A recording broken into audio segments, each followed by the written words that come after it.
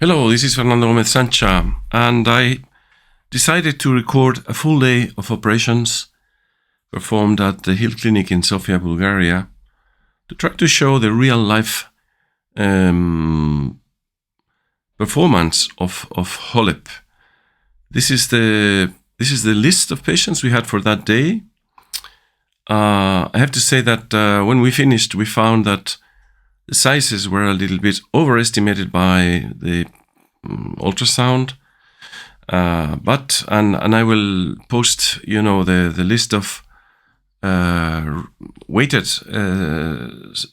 samples at the end of the video. But this is a video that has 9 cases, one after the other, right as they occurred, right as they happened, trying to show the real life of this, because I think there's a lot of talk and people say, and you never know what to believe, in these times when it's difficult to separate the truth from the from the not so true stuff.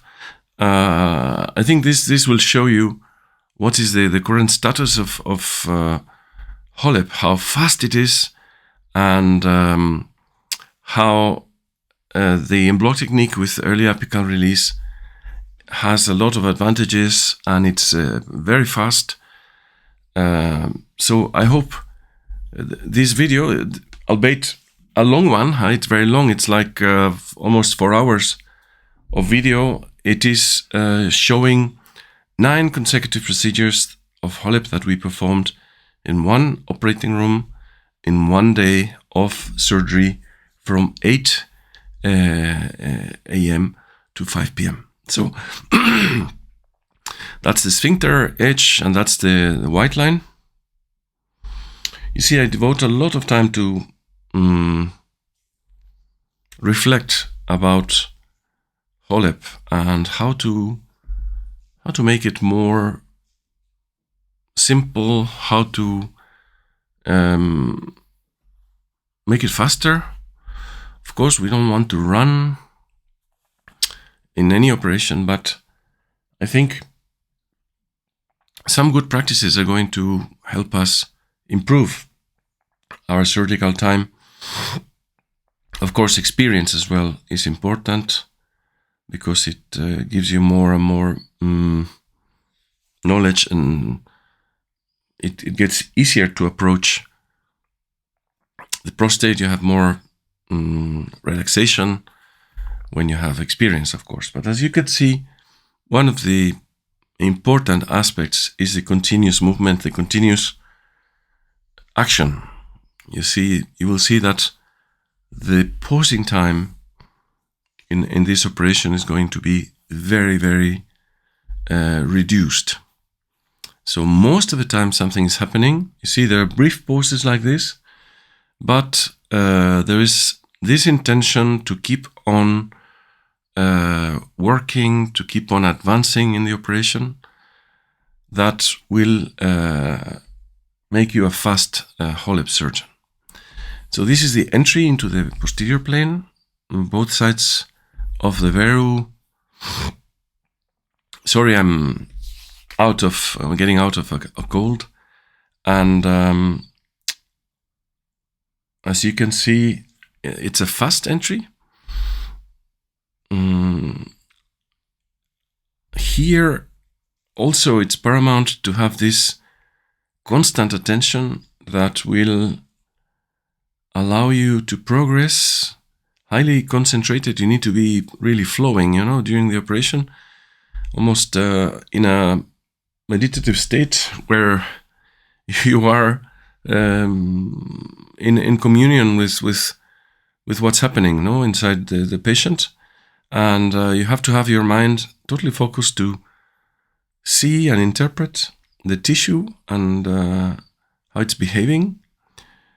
I have already described the steps of this technique, and of course, in 9 cases, I hope we have time to reflect on some other tips and probably reinforce some of the things that you might have heard from me before in my videos. But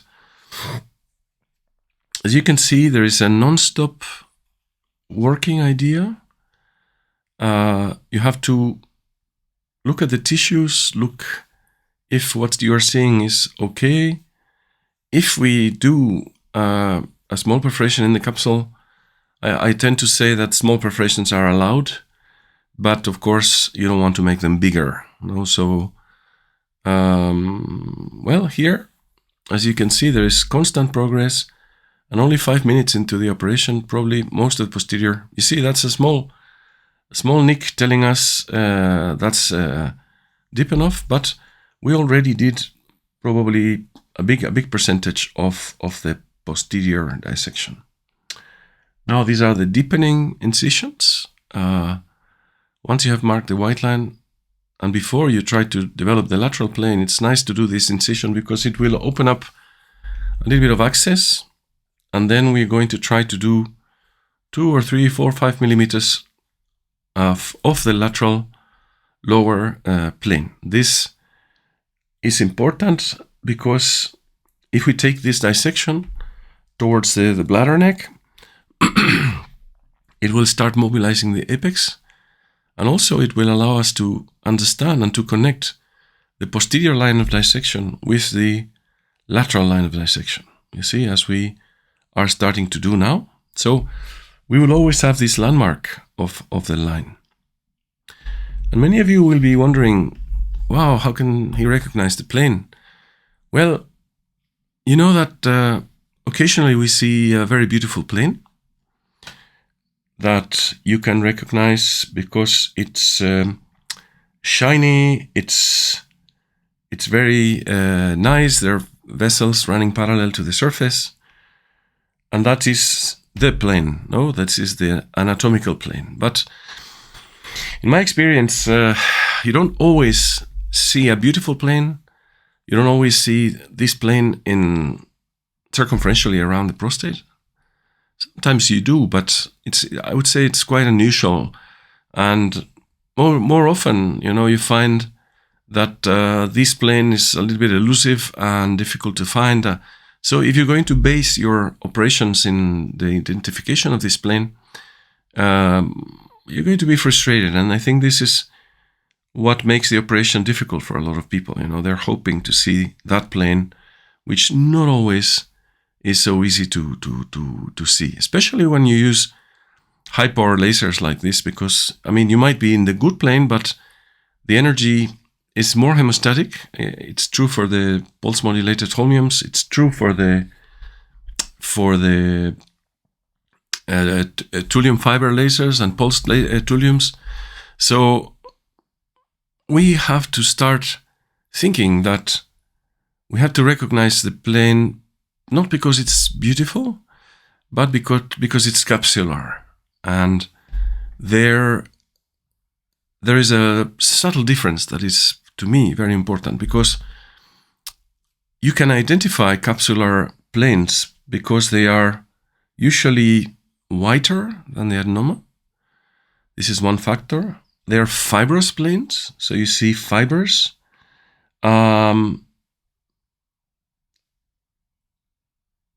And of course, often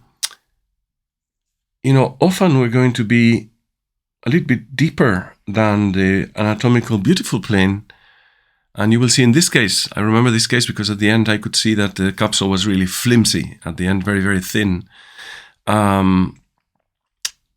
You can see that it's a capsular plane. You can spot if there is adenomatous tissue that you're leaving behind. And this is the idea. Try to identify the capsule, not because it's beautiful, but because it looks like capsule. It's uniform, it's fibrous, it is consistent also, and this is very important. I love to develop these lines. This is now the anterior line. I make sure that it connects with the lateral line, you see. So we have a circumferential line. We are starting to develop a circumferential line that is going to go around the adenoma. So this circumferential line is going to orient us about the right depth of dissection, or, one of the right depths of dissection, meaning that sometimes we might be a little bit deeper than we would like, but if we don't perforate the peripheral zone, it's okay, because when you enter the peripheral zone, you can find a little bit, maybe more vessels. You can thin the capsule, but as long as you don't perforate it, we are okay. I don't think the peripheral zone of the prostate has a function that we need to preserve or anything like that. So if your plane is, let's say, 2 millimeters deeper than the true anatomical plane, and you don't perforate, and you don't cause, extravasation of liquid and like that, I think it's okay. I think you can live with that. And you see, when you do HoLEP, of course, you have to face the reality, and the reality is not. The reality is that you don't find beautiful planes all the time. Sometimes they're really difficult planes. Sometimes, the better or the ideal could be enemy of the good. That's the philosophy. So, if we can perform a fast HoLEP that doesn't take hours, to perform, if we can be fast, if we can be practical, I think it has advantages. Globally, I think this approach makes HoLEP very fast, very convenient. I think for the patient is fast. Of course, it's better, but there we are. This is what I'm trying to explain. It's incredible how, something that looks pretty simple. No, this is surgical technique. These are the steps like that. How behind that there's a lot of philosophical questions and ideas. No, so And when you spend a lot of time doing this operation, you start reflecting, no? And so here we have this concept. Okay, we don't want to see the beautiful capsule. If we see it, it's fine. We're happy. We know that we are in the good place. It's another factor that helps us recognize a capsular plane. All right, but not the only one. Not the only one. And you have to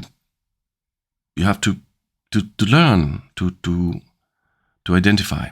Of course, these lines that I am carrying around the prostate, the dissection lines, helps us a lot. And if you think about it, when you see an MRI of a transverse cut of section of the prostate, you see that there's usually a very, very uniform line, and if we wanted to draw it, with a pencil, we would be very, very able to do that, because we know by heart what is the shape of the adenoma inside the capsule. So all these factors come together, the recognition of anatomical features of the capsule, the connection of the lines. You see, my anterior line from this side has connected to the anterior line from the other side, and now the apex is completely relieved. And now we can continue. And here we have a circumferential line going around the adenoma. And this circumferential line is going to allow us to follow the lines, to continue with the dissection. And we only have to concentrate on, are we going into the adenoma? Are we going into the capsule? And if you're able to use your fiber and the energy in a careful way, you see, having this soft dissection effect that is efficient, but at the same time is quite safe, because we don't risk, let's say, doing a very, very big perforation in a moment. We're just following the line, deepening the line, trying to follow the planes, and then with time enough to correct the aiming of the laser. If you get a little bit capsular, you can try to aim closer to the adenoma. And if you get a little bit into the adenoma, you can aim a little bit laterally or externally to correct. So following these lines and and interpreting the anatomy with this constant feedback where your attention is totally devoted to what's going on, seems to work. We can do this relatively large glands in a very, very short time. You see, it's now 15 minutes in the operation, and we are probably reaching the half, of the operation. So it's not going to take too long. Of course, this has to be achieved with practice, and I would recommend to those of you who do HoLEP or enucleation to use every case that you do as a training case. Let's say, you could do the case, of course, trying to do a good job, but you can also consciously try to see if you can improve your organization, your strategy, and also your skills. So here, for example, you see that I'm going back and forward, side to side, always the laser is on. I see some people, they do short bursts of energy, think about it, and then continue with their dissection. So you have to try to train yourself to use a continuous dissection technique, which is, and this circumferential plane is very helpful for that. Of course, we're going to stop, to get orientation, to see what we are looking at, but we have to make sure that we are able to work fast. Not because you're moving fast, not because you're taking risks, but because you're very efficient in the use of time. So not stop unless, totally necessary. And of course, you see, if there's a bleeder or something, you can stop. You can take your time to do hemostasis, because this is usually always very time efficient. So if you carry a good hemostasis during the operation, you'll have to spend less time later on. So I'm not saying that you rush the operation. I'm saying that you train to become very efficient. Very efficient. So every move, and filming your videos, it's a good idea because it makes you see the operation in a different way than where you were actually doing. You spot a lot of your mistakes, and it's a very, very good learning tool to record your operations and have a look at them at home afterwards, because that will teach you a lot. Okay, so here I'm following the lines, you see, and I'm very, very careful trying to find out. You see here, for example, I think I am firing a little bit inside, you see, a little bit against the adenoma rather than against the line, because the angles, initially when we start the procedure, the fiber is almost parallel to the capsular surface, but as we progress towards the bladder neck, often the capsule is absolutely perpendicular to the fiber. So you have to address this by firing closer to the adenoma. When you fire closer to the adenoma, most of the energy is absorbed by the adenoma, and there is little danger for the capsule. And as I said, if you do a perforation, make it small, don't make it bigger. Try to correct your planes, and this way you will be able to navigate these initial difficult cases with relative ease and safety. You will see that the capsule looked quite deep in certain areas in this case. So there, for example, we are a little bit thin, and you will see it more clearly at the end. But the operation went really well, and the patient went really well afterwards. The urine was totally clear, and the catheter was removed. He was continent. So you see, we have to be practical, and well, at least for me, this is how it has worked out over the years. You see, this is my posterior line. You have to work on the line all the time because you want to make it recognizable. You want to keep a line that you can recognize, so don't mess up your anatomical guide. You see, that's deep, but here I am correcting again. You see, I'm going up to try to remain close to the adenoma and not so close to the capsule. Also, I have to say these very, very large glands sometimes have extremely thin capsules. No? So these things happen, and this is at least my real life HoLEP cases. I don't know, because we tend to see videos, but they're usually cherry picked, and many surgeons show best cases rather than the reality of it. So that was the idea behind this concept, to try to show you 9 cases and how they happened and what we found. So you can see that HoLEP is quite reliable.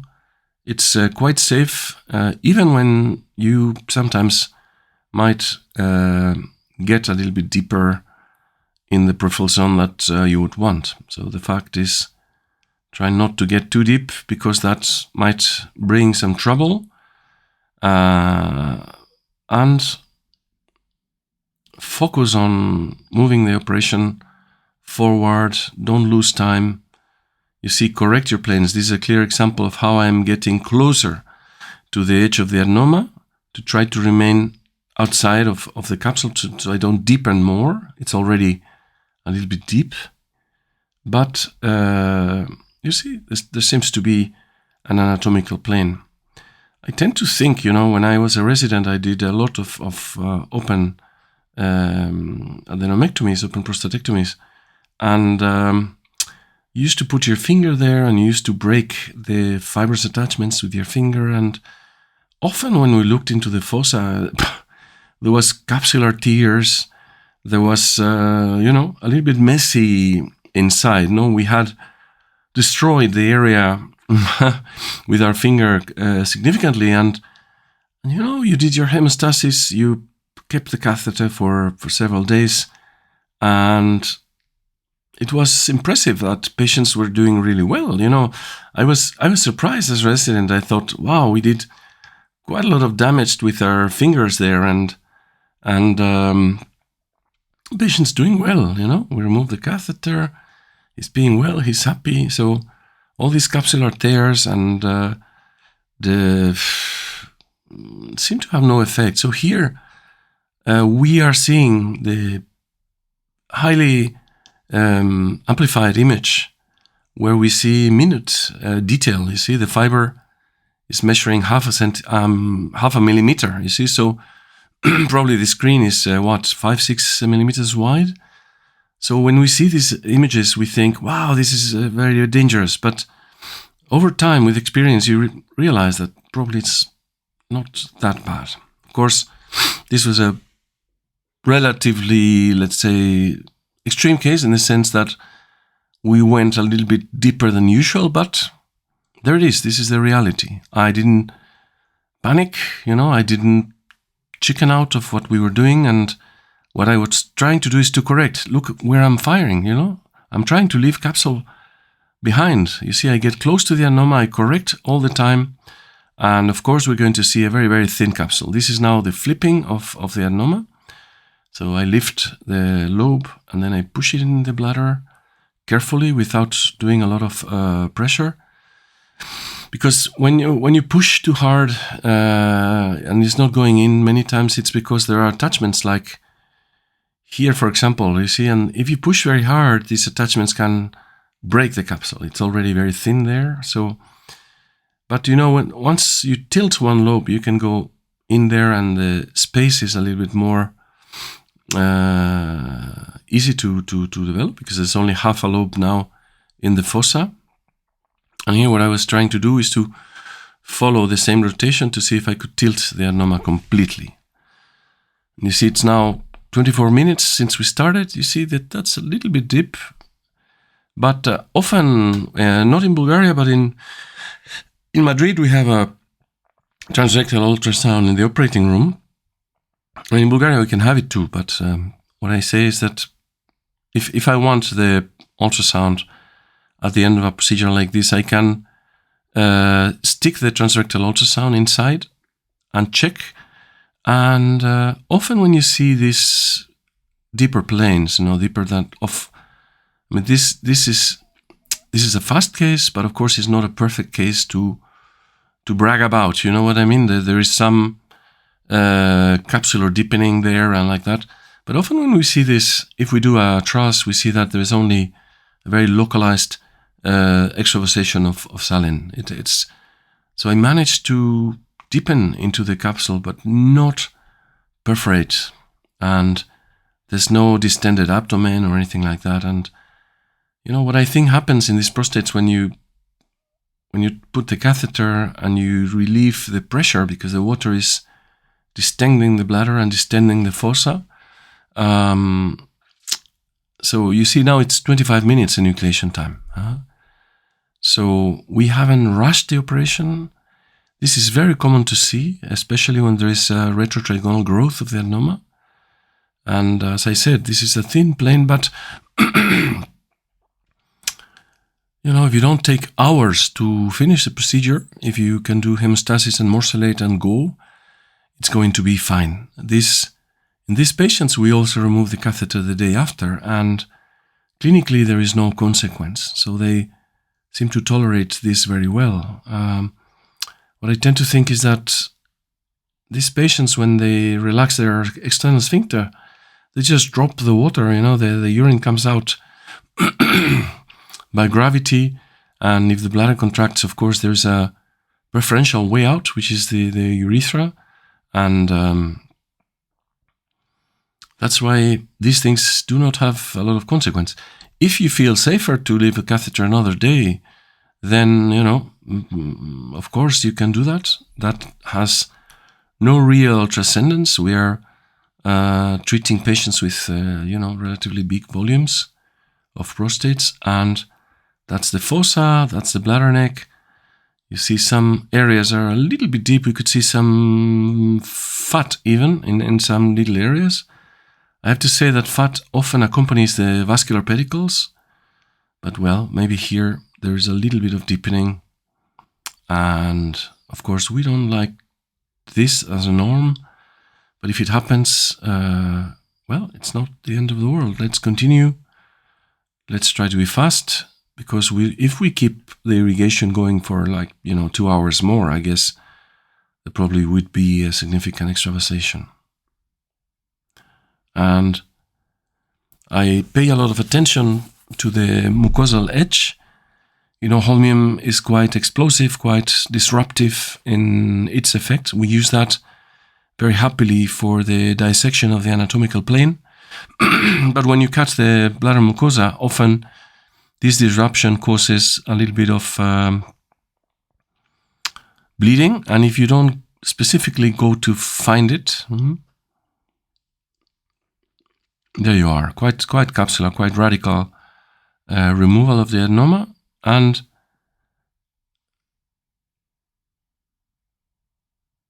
probably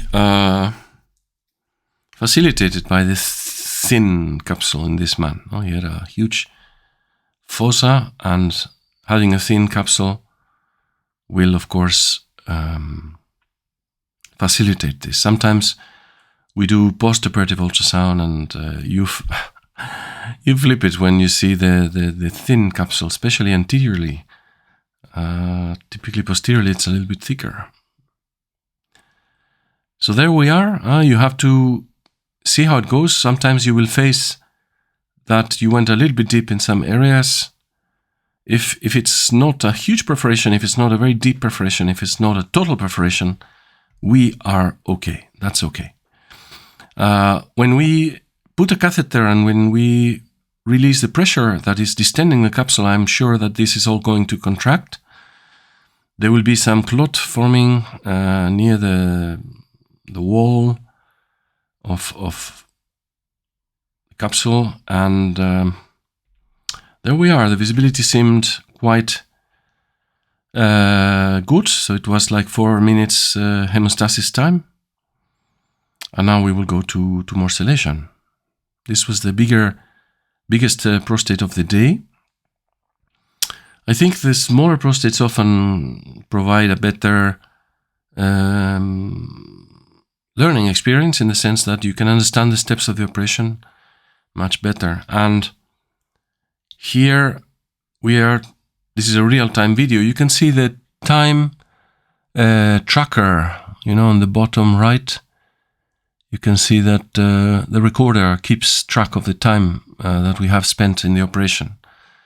And this is now the morcellation phase. I use the Piranha system from Richard Wolf, and we put the morcellator a little bit on top of the bladder neck, and I try to push the tip of the morcellator inside the bladder a little bit so I can see anteriorly the adenoma, and I can see lateral to the blades these two little black triangles that tell me that I'm not close to the bladder. If they're black, it means that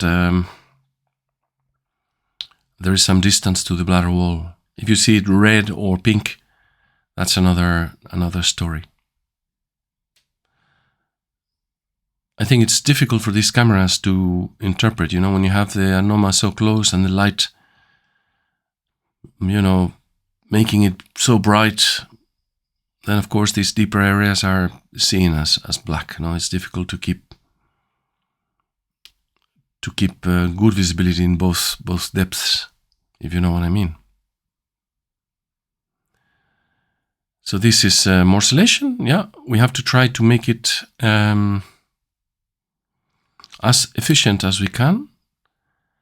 Here, the quality of the suction and the quality of the tissue are, in my opinion, major determinants of how good the morcellation is going to be.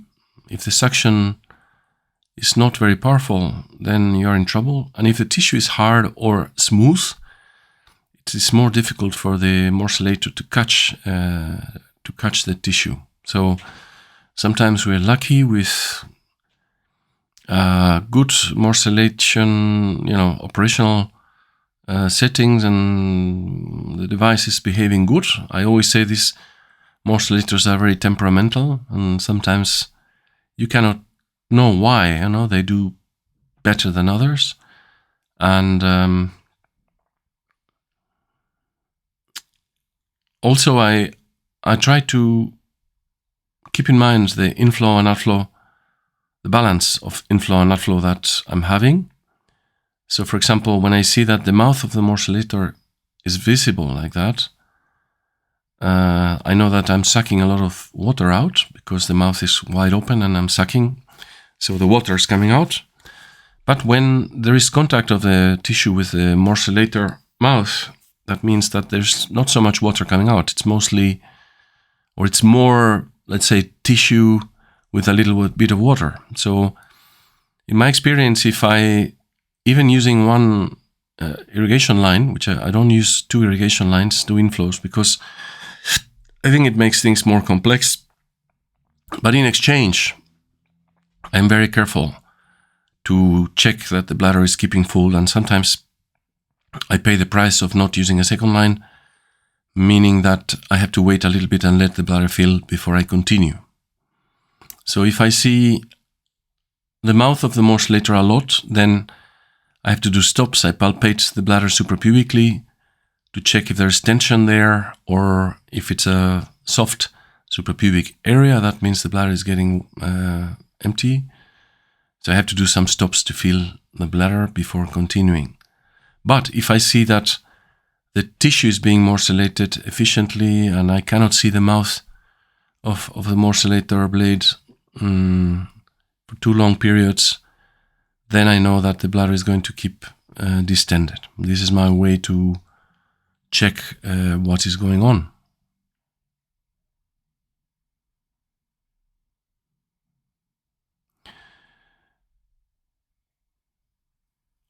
It's fundamental, I think, to have this attitude to morcellation and HoLEP in general, to be very, very calm. Many people are a little bit anxious when they do HoLEP because they think that they can produce in a very short time a complication that makes, they're facing disaster, so they're fearing it throughout their operation. And then when you reach the morcellation phase, you are wasted because this anxiety, wastes you. So I try to remind, very technical. I have a technical mentality. I think I am a surgeon. I had to concentrate on doing a good surgery, and I will act, technically, whatever happens, but I don't give, way to anxiety or worry. I just try to keep working, try to use all my knowledge and experience to try to advance the operation. And even in very difficult cases, this serves you very well, because if you keep a good visibility, if you keep calm, if you don't do stupid things, just keep working and keep reacting to what you see, When we did the posterior plane in this man, I did a small perforation posteriorly, probably 2 or 3 millimeters wide. But I didn't have an emotional reaction. I had a technical reaction, and I thought this is not going to avoid me continuing. In the posterior aspect, we have the non-villous fascia, which is very, very stuck to the capsule. So, by experience, I know that this is not relevant. So I continue. I continue with the operation, and I continue totally calm and happy. So there we go. The morcellation is working really well. I think it's advancing very nicely, and there we are in a safe position, trying to continue taking out tissue. And here also you have to be conscious of the average, morcellation time. So don't do silly things. Just keep morcellating. Keep morcellating. Keep working and keep advancing the procedure.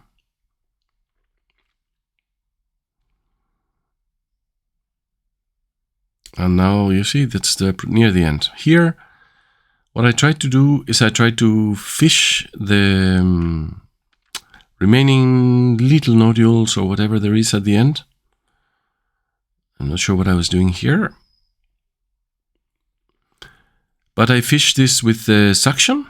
Oh, probably we were changing the bucket, Sometimes the bucket gets full, and then there's a person helping me that will change the bucket, and very fast, you see, we can continue we can resume the morcellation. And that's all. That's another piece inside the fossa, so it was good to see it. You see, there is a little bit of blood in the fossa because the morcellator doesn't irrigate properly. So there's always some accumulation of blood, and that is quite normal. So I don't give much attention to that. And here we go to the second case. As I said, the weight of this specimen was lower than expected. We weighted 110 grams, so there was a significant overestimation of the prostatic size by ultrasound, which is quite common. So this case, it's a smaller gland. I just checked the UOs. Now we will introduce the laser fiber.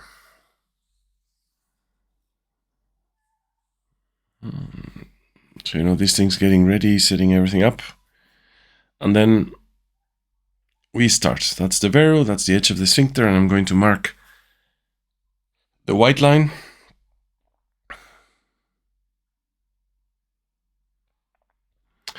In this case, I went over the vero. Not always I do that. I don't know. It's a matter of...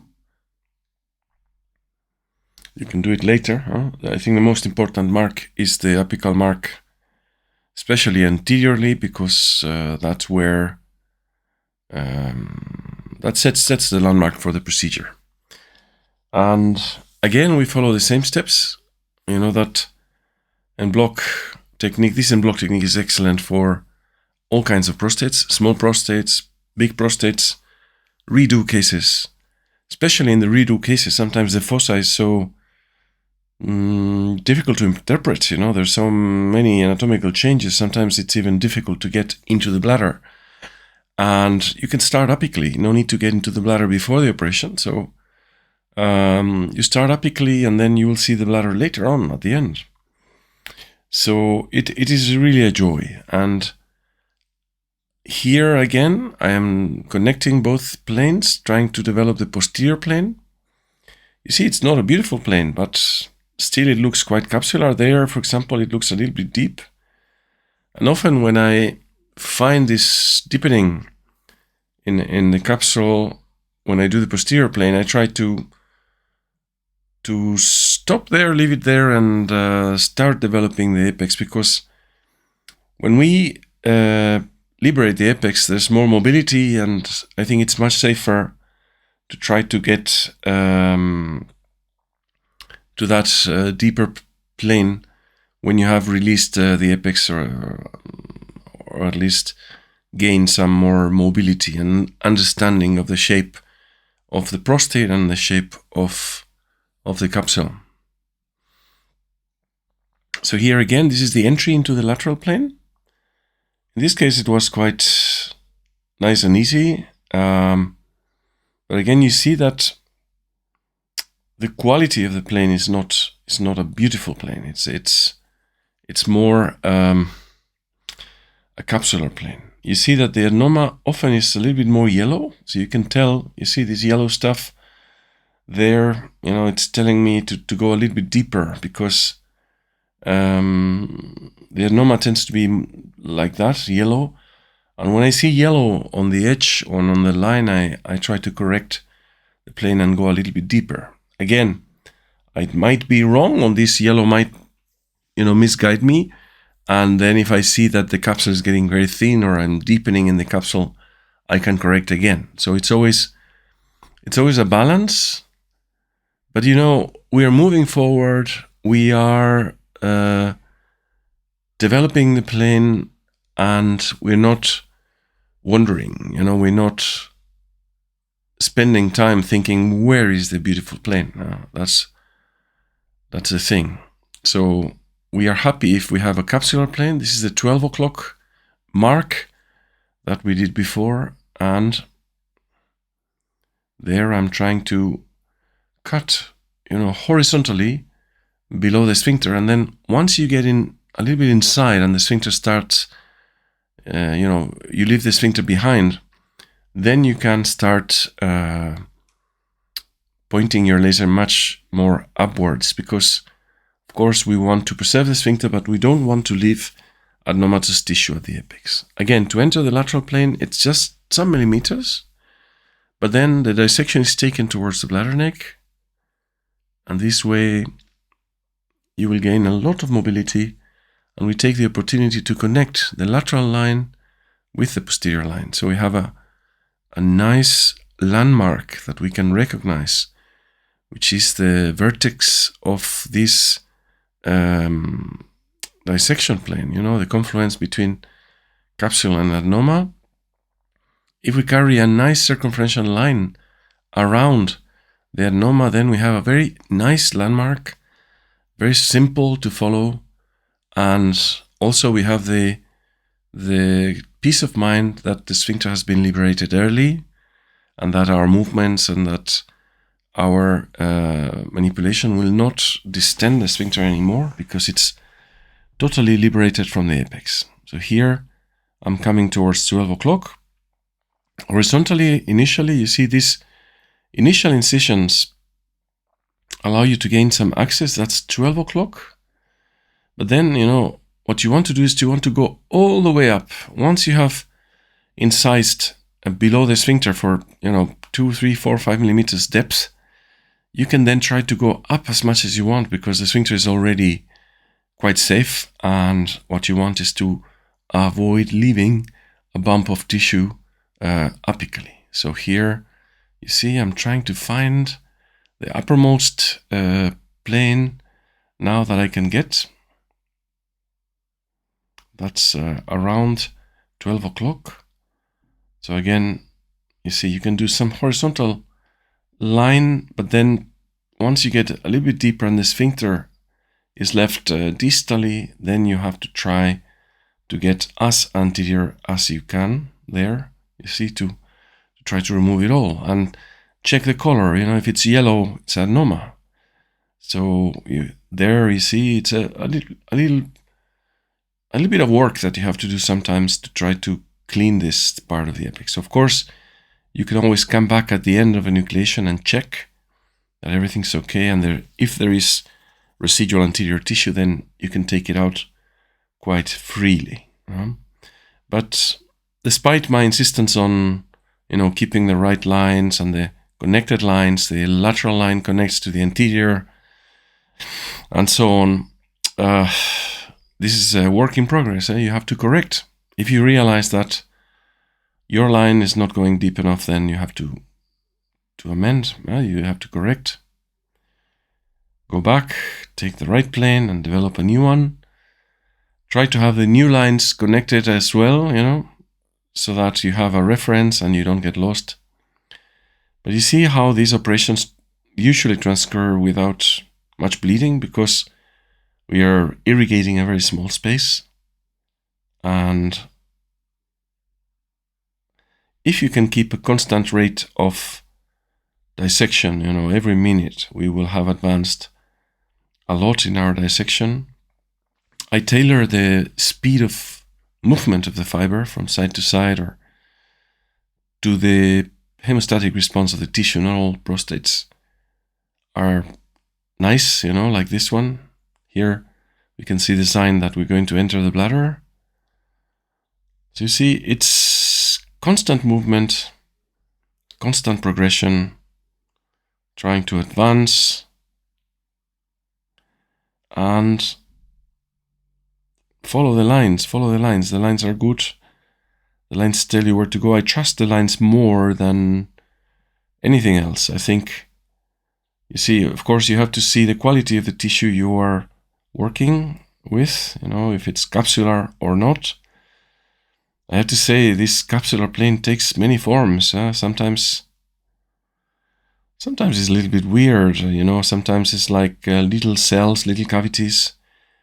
Sometimes it's perfectly smooth and fibrous. Inflammation, periprostatic, periadenomatous calcifications, all these things, influence how the plane looks like. Also, I guess you have a lot of saying, if you choose to go a little bit deeper than the, let's say, beautiful anatomical plane. Of course, you can see different aspects of the plane, but there's some characteristics that keep you happy. And as you can see, the plane that we are developing doesn't look too deep, doesn't look as if there is a thinning or a perforation, so, well, maybe thinning there could be, but it's not deep in the sense that we are perforating. We might choose to develop a little bit deeper in the peripheral zone than if we followed the perfect plane. But I think, practically speaking, it doesn't pay off to try to see this beautiful plane. Yeah, and that's the concept. You have to know that you are in a capsular plane. You have to correct. That was the deeper area that we found before, you see. And what I'm doing is I'm trying to mobilize things around it so that I understand better the anatomy. And of course, instead of insisting in the depth of that little penetration in the capsule that we saw posteriorly, and that we are going to face now, I'm sure, instead of deepening more, I'm going to correct so that it doesn't go deeper than that. Okay, this is bladder neck. Sometimes it's a good idea to work where things are easy, advance the operation and then go back to where the little problems are. Okay, so here we are. And you see, it's just 11 minutes on the operation, and we're nearly finishing the enucleation phase. So, as you see, the movement of the fiber is reasonable. I'm not running, but I'm constantly dissecting, constantly trying to move the procedure forward. And this is how you gain speed and efficiency during enucleation.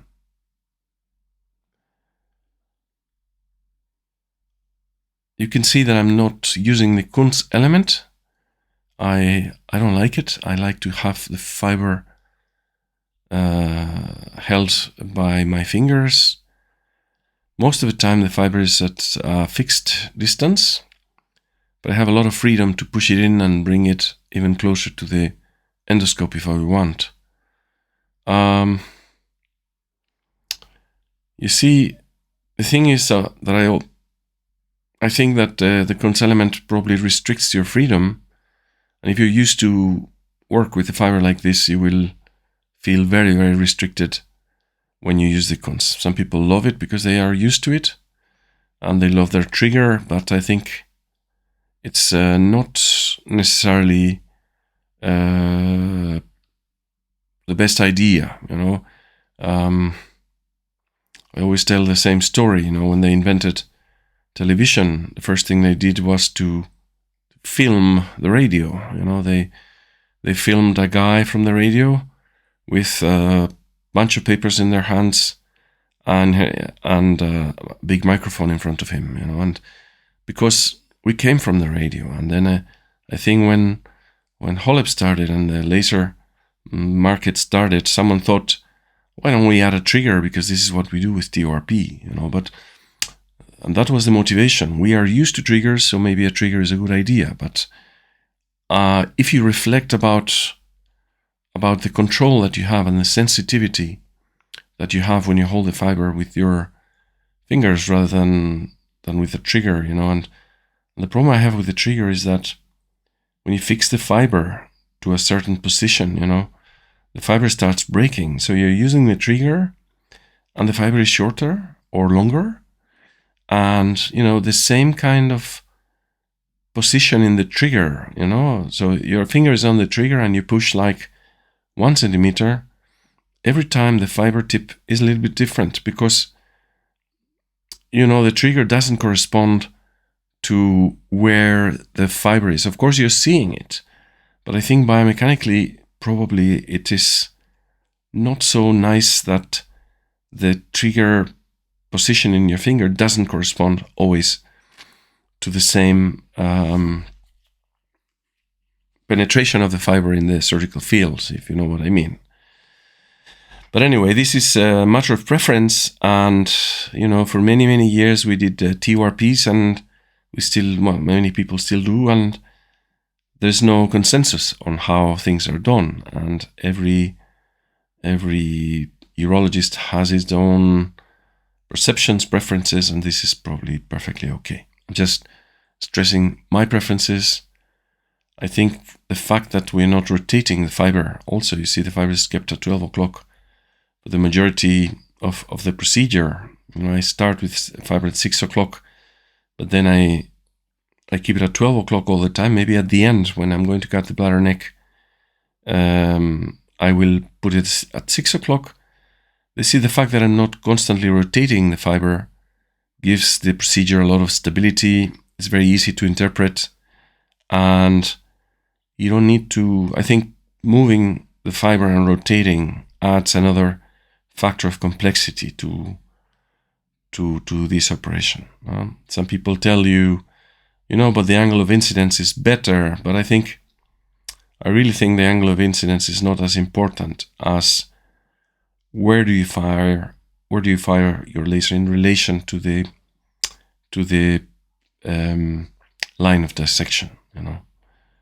So even with different angles of incidence, and you see that's now 16 minutes. This is the perfectly preserved sphincter. You can see that the mucosa is attached to the sphincter, and that is going to nearly guarantee perfect continence at the beginning. As I said, check the mucosa, because the mucosa tends to bleed during morcellation, and it can make it very unpleasant because you don't have a good visibility. So I try to spend a little while coagulating this edge of the bladder neck.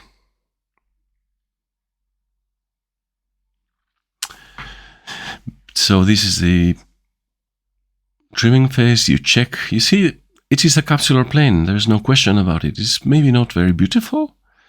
And in some areas, it might be slightly deeper, but we have managed to stay within the peripheral zone without extravasation of water. And we have done a very fast and efficient procedure, which is quite a nice goal to achieve, because you know, the fact that you are keeping the endoscope a shorter time probably also influences the possibility of developing strictures, and I think everybody would agree that a shorter procedure is a good thing if you can perform it safely. Now I'm changing the cystoscope for the nephroscope. You see, you need to work in a highly trained team, so these things can be done really fast. Now the morcellator comes to my hand, I push it in, and morcellation starts. You see, no time to lose. And if you develop good habits and you repeat the same operation every time, you know, following the steps. And these steps, I have to say, these steps are quite logical and are tested over thousands of patients. I can't say you know, a perfect number of cases. I didn't register every single case that I did. I operated many times in other hospitals, in other countries, in many places, but my estimation is that I probably already passed the 10,000 laser prostatectomies, and you know, repetition is very good. And also, one of the nice things of this procedure and these steps is that if you start doing them and you follow this technique, you will have good visibility. They make sense.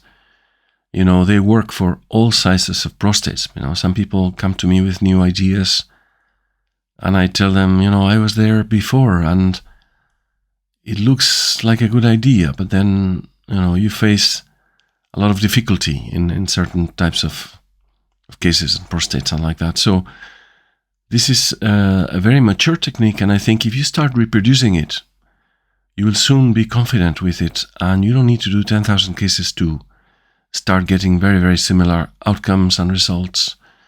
And this is what I see with my colleagues when I teach my colleagues working in my department. They're reproducing, you know, everything. Maybe they're a little bit less fast at the beginning, but there we go. And this is the third case.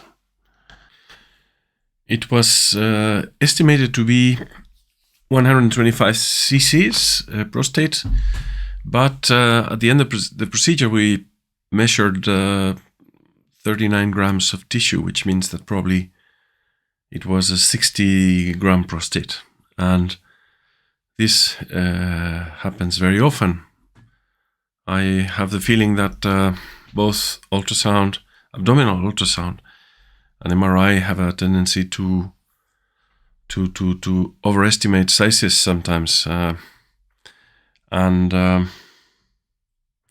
that's why I try to keep calm even when I have to operate a very large gland, because most of the times the prostate is not as large as you would think. Of course, there are some exceptions, but there it is. Don't be, because some people are anxious just because of the idea that the prostate is very large, and then probably the intraoperative experience is different, you know, not so difficult. So just keep this in mind. So that's the white line. You'll see that in all these cases, I start by marking the white line, which is a reference of where the apex finishes and where the sphincter starts. The aim of this line is to preserve the mucosa of the sphincter attached to the sphincter to provide immediate perfect continence postoperatively. Once the line is marked, I enter in both sides of the verumontanum, trying to go to the floor of the verumontanum to find the plane, And as you see, I'm not very worried about where is the beautiful plane. I just go in and start trying to develop the plane that I find. To me, it's good if it's a capsular plane. It doesn't need to be beautiful, but we have already spoken about that. So then again, the development of the posterior line of dissection is quite fast, and what I try to do is to do these wide movements going from one side to the other side and trying to advance the line of dissection. You have noticed that there was an area in the posterior capsule that was a little bit thinner, so I decided to start with the dissection of the apex, and this is the initial incision to deepen the white line. It gives us access, you see, to see the plane. I tend to think about this the same way as when you do a Freyer operation. You are inside the bladder and you have to incise the mucosa and submucosa of the bladder, below the middle lobe, to try to reach a place where you can distinguish where is the plane between the adenoma and the capsule. So here again, this is the lateral lower part of the dissection, and I try to connect. You can see how the presence of this yellow tissue at the apex tells me that this is tissue I want to remove. So I try to protect the line. I try not to touch the mucosa of the sphincter. That's why the white line is a good reference, because you can clearly see where it is. But of course, we want to remove all the adenomatous tissue.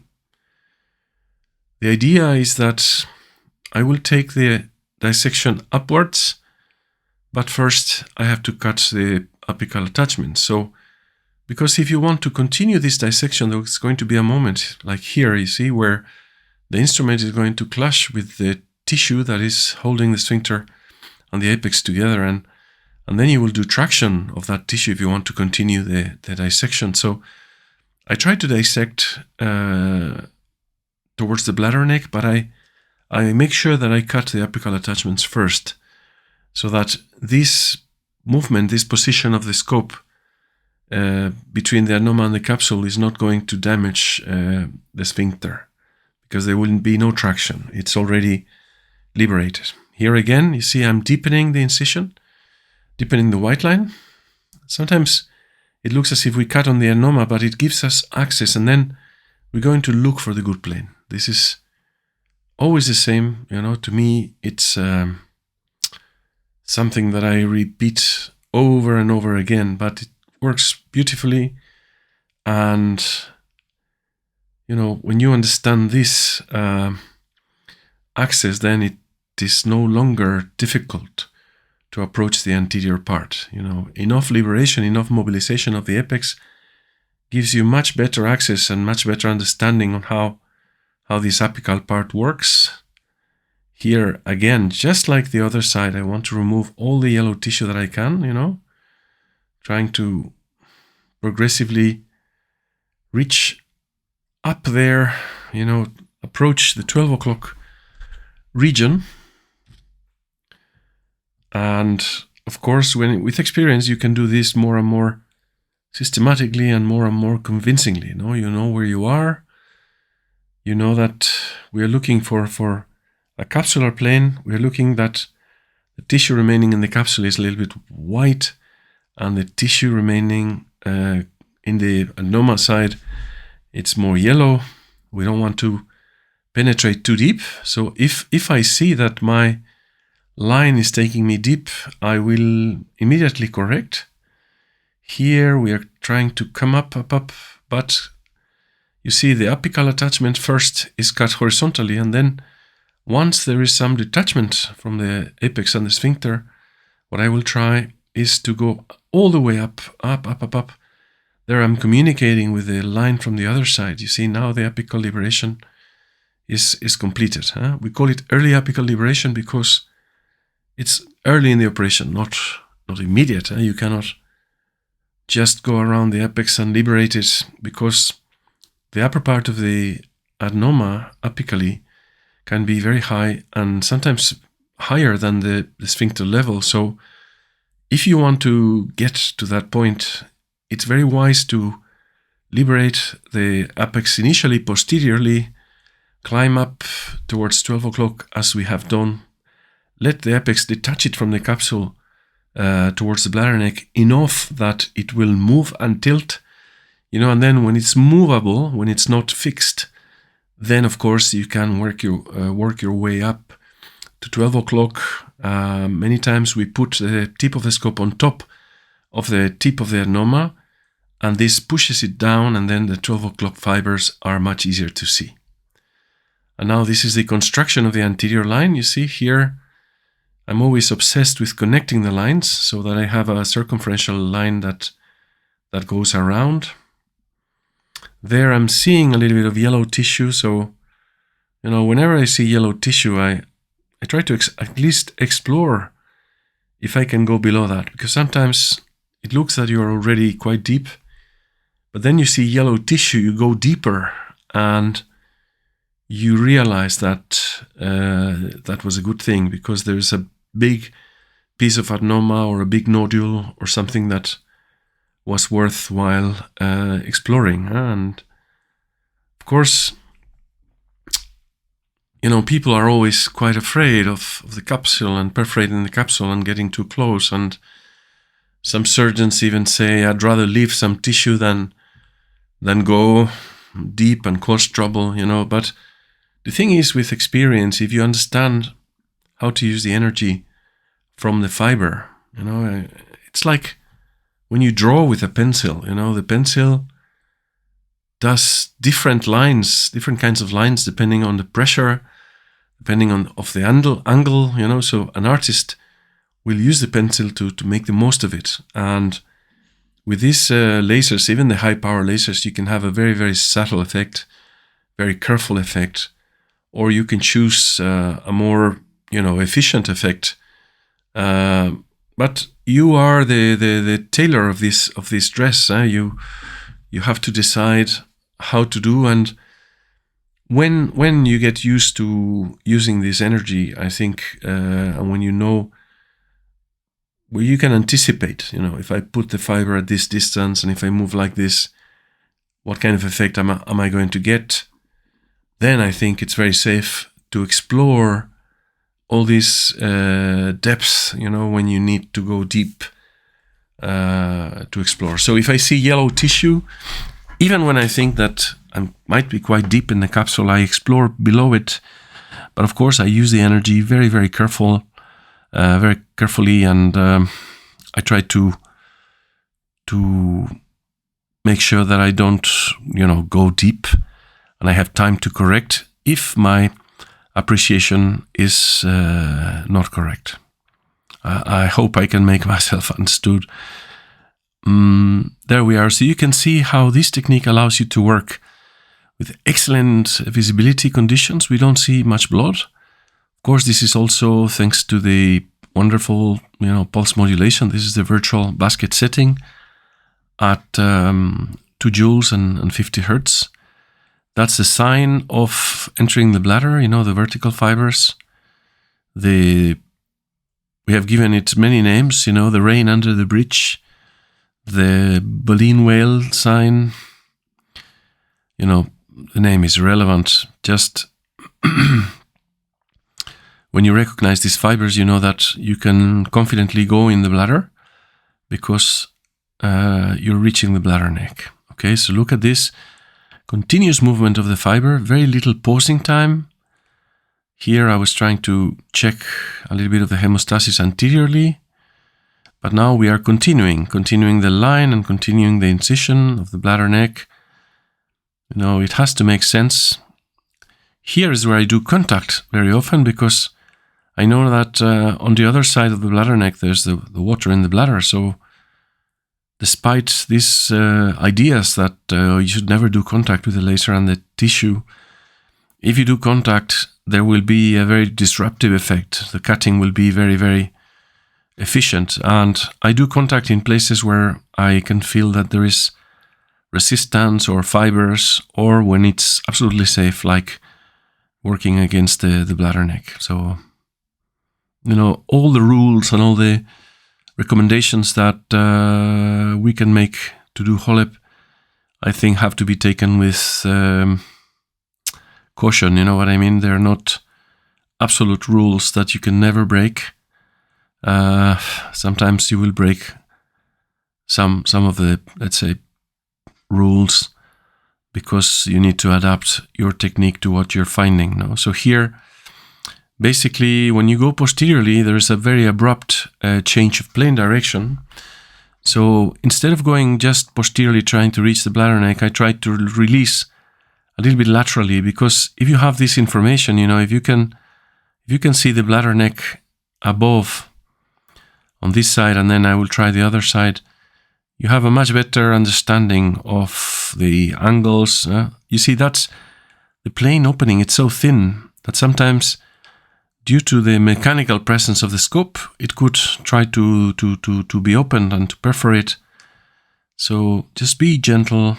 Here I'm firing closer to the adenoma to try to develop a little bit safer plane there. And you see, every time I change direction, I correct the position of the fiber, because if you develop the plane a little bit, then when you change direction, you have to correct to get even closer to the adenoma in order to be safe. So there you can see the capsule is again quite thin, quite flimsy, but if you keep the fiber close to the adenoma anteriorly, then it is going to be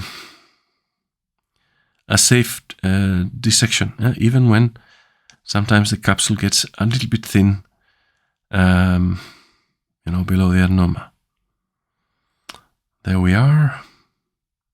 All these things, the color that I'm talking about, the BPH tissue being yellow and the capsule being white, everything has to be taken with a little bit of relativity, in the sense that these are not absolutes. No, here, for example, it looks as if there's a nodule down there. So I'm going to risk a little bit, even when the capsule is quite thin, you see, and I'm going to try to remove all that tissue. I don't really mind about a thin capsule, but I really like to take out all the adenomatous tissue if I can.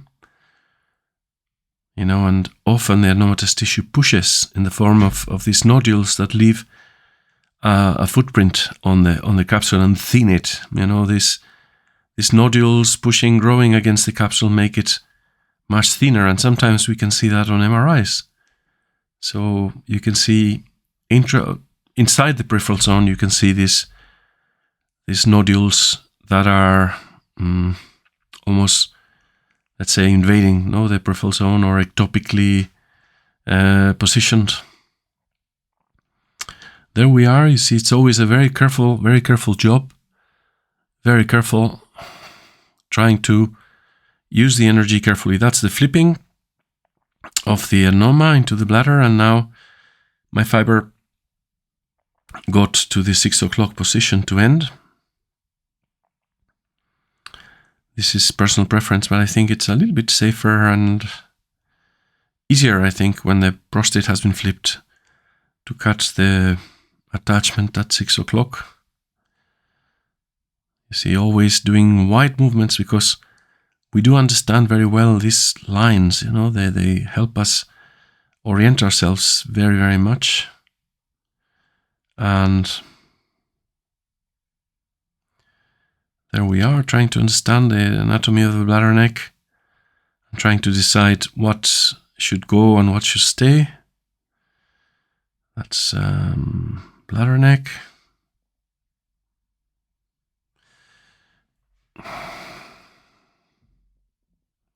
Often the middle lobe sits on the trigon, and then you are nearly there at the bar, ureteric orifices.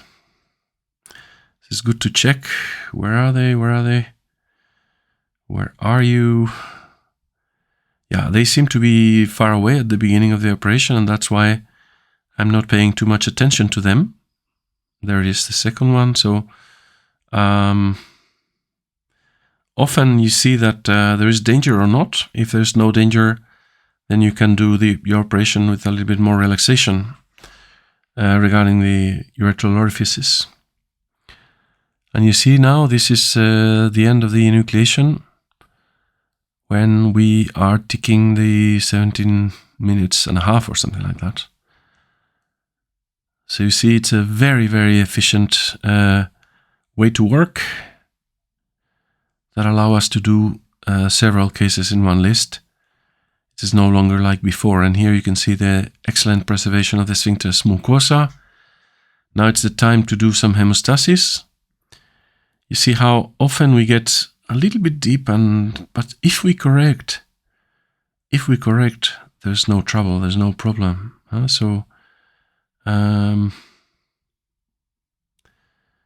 That's why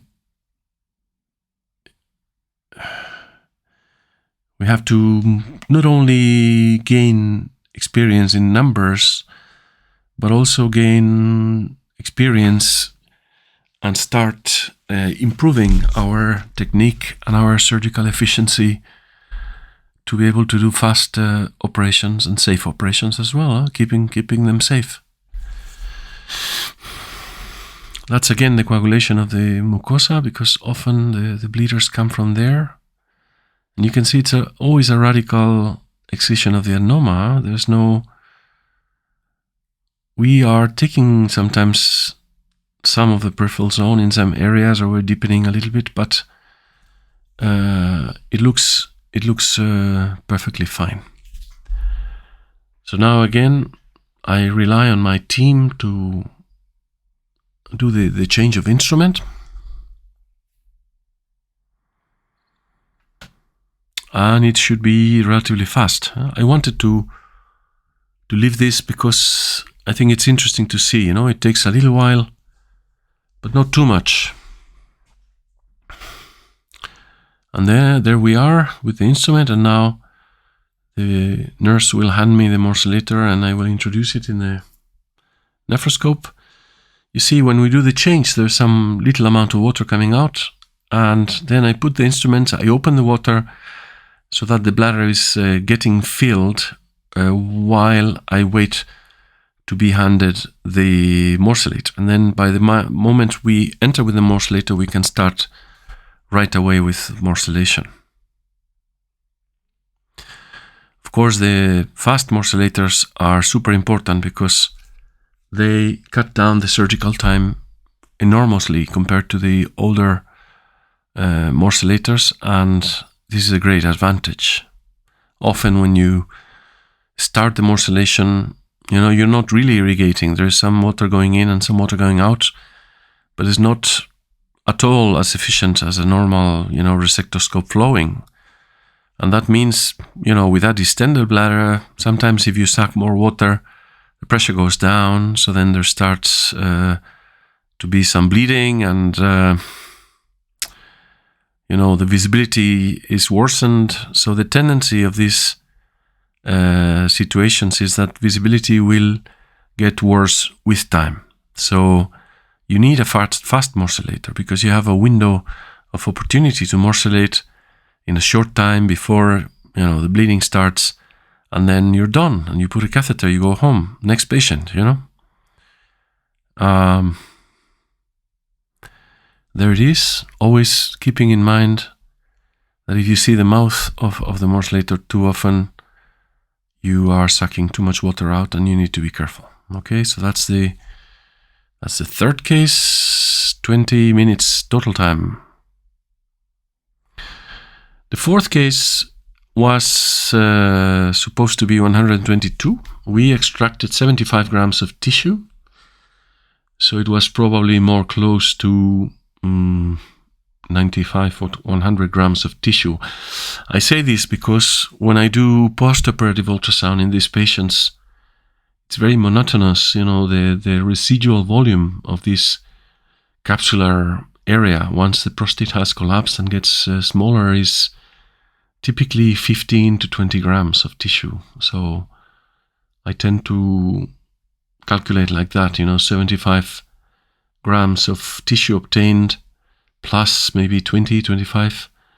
Maybe some of the tissue is vaporized. Maybe also during the morcellation, the tissue is squashed, some of the fluid inside the tissue goes out. Sometimes we see a little bit milky aspect of the irrigating fluid during morcellation because there's a lot of secretions inside the adenoma that are going to be, squashed, and that might represent, some, or explain some of these differences in volume, the calculated volume and the obtained volume.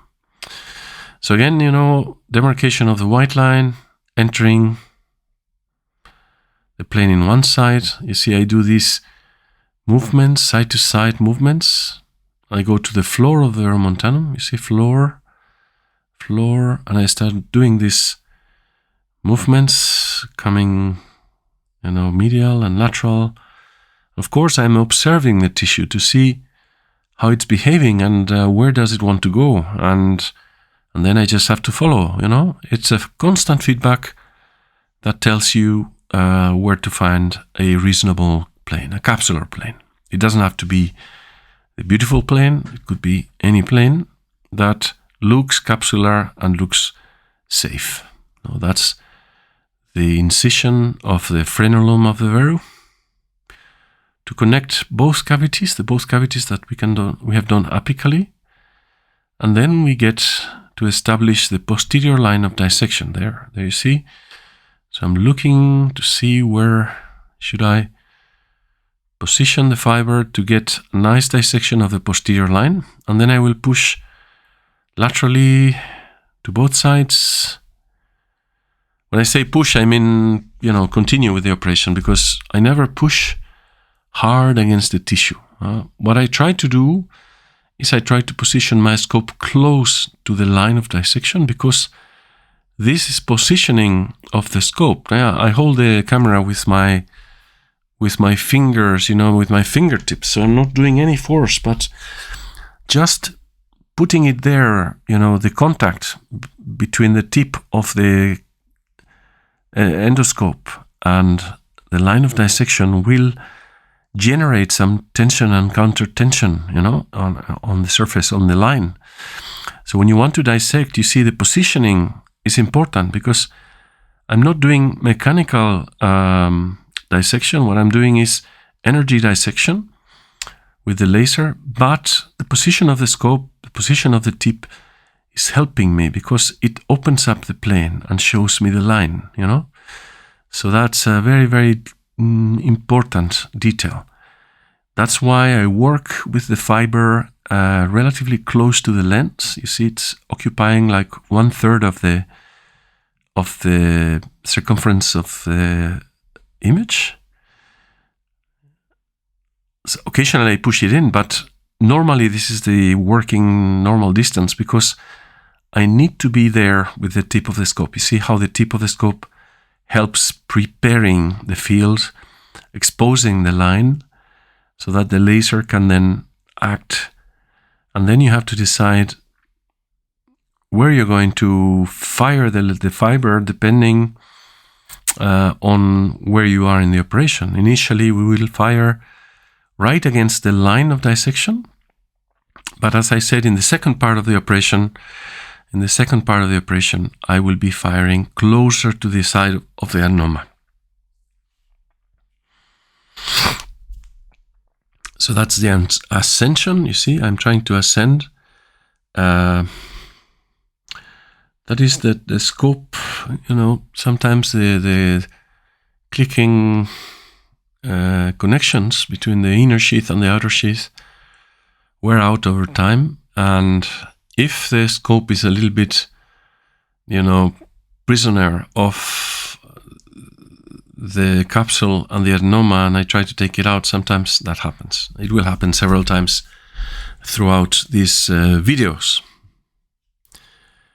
Now that again is 12 o'clock. I'm trying to do a little bit of a horizontal cut there, you see, because the sphincter is right above us. So, but then once the the line is done, you know, the deepening of this line is done, I'm always careful to try to go anteriorly because I don't want to leave adenomatous tissue at the apex.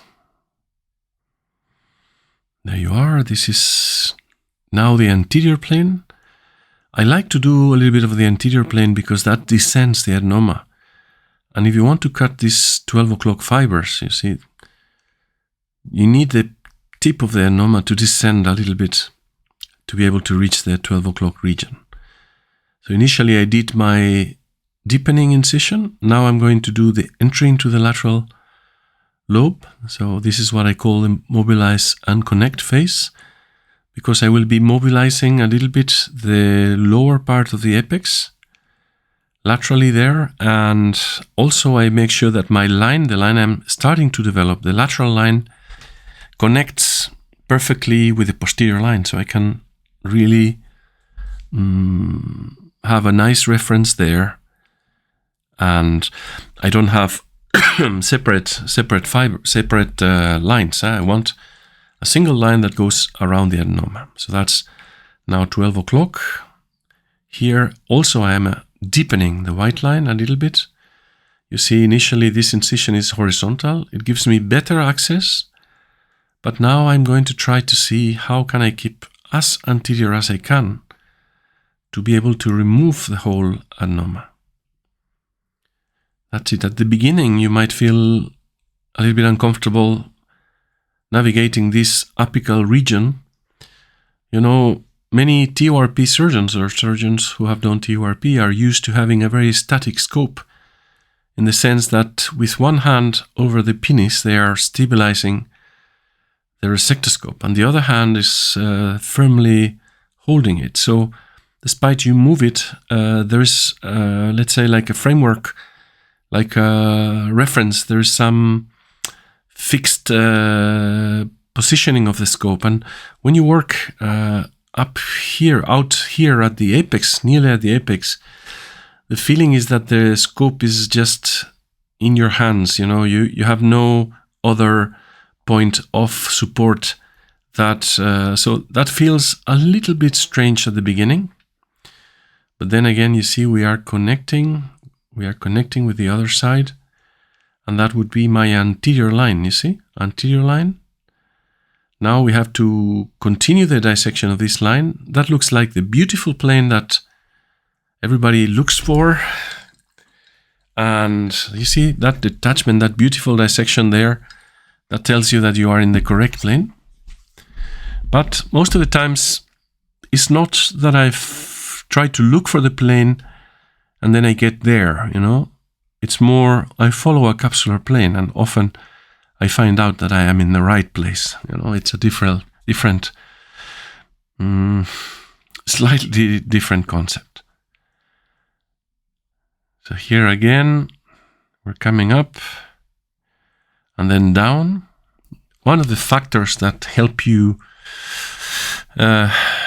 perform this with quite, conviction and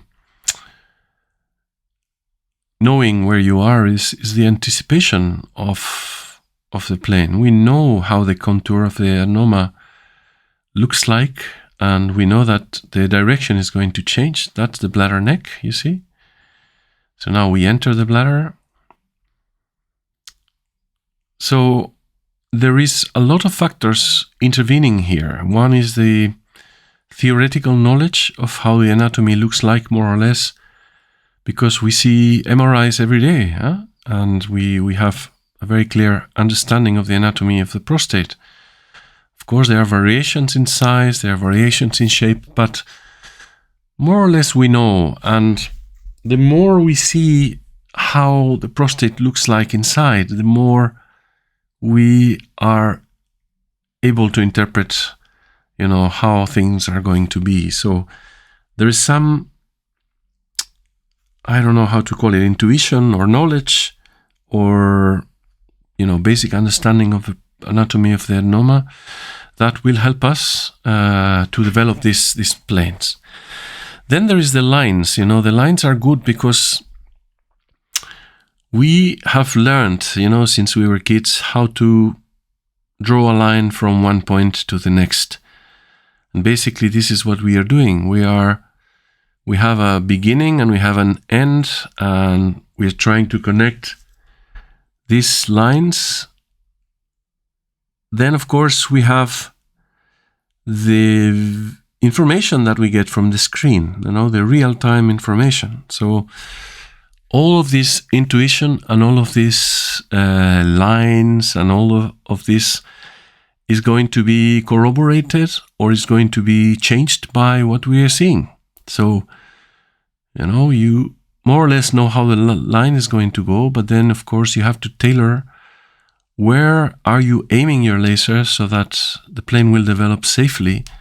So we don't want to fire against the capsule. And here you can see that I'm getting, let's say, firing at the edge of the side of the adenoma because I don't want the energy to go deep into the capsule. But here you can see it's quite clear what's going on. I want to cut the attachments of the adenoma and the capsule. There we are.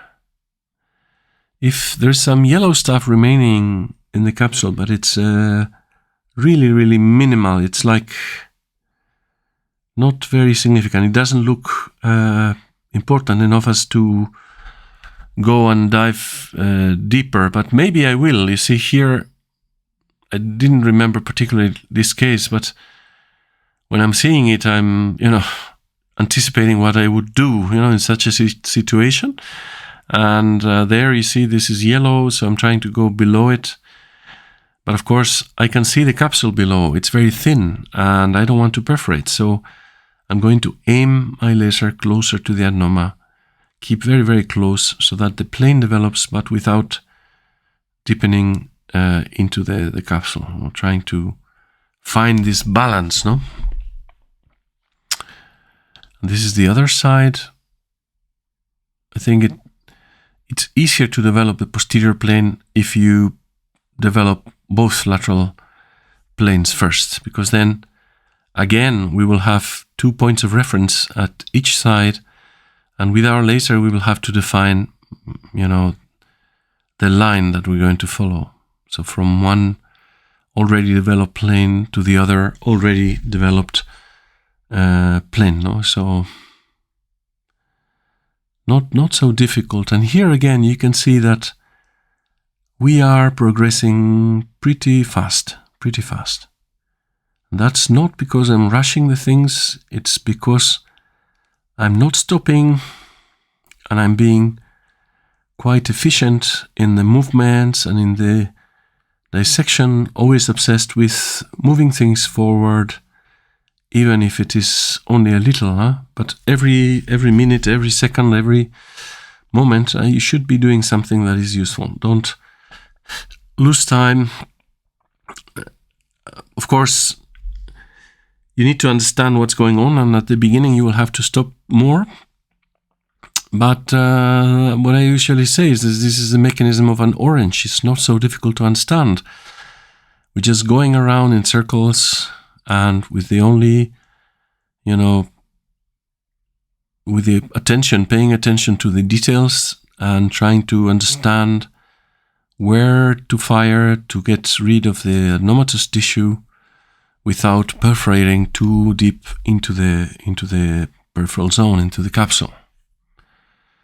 So again, that's posterior line, but now it becomes more intuitive when we can go from side to side, and there is already some nice lateral dissection done,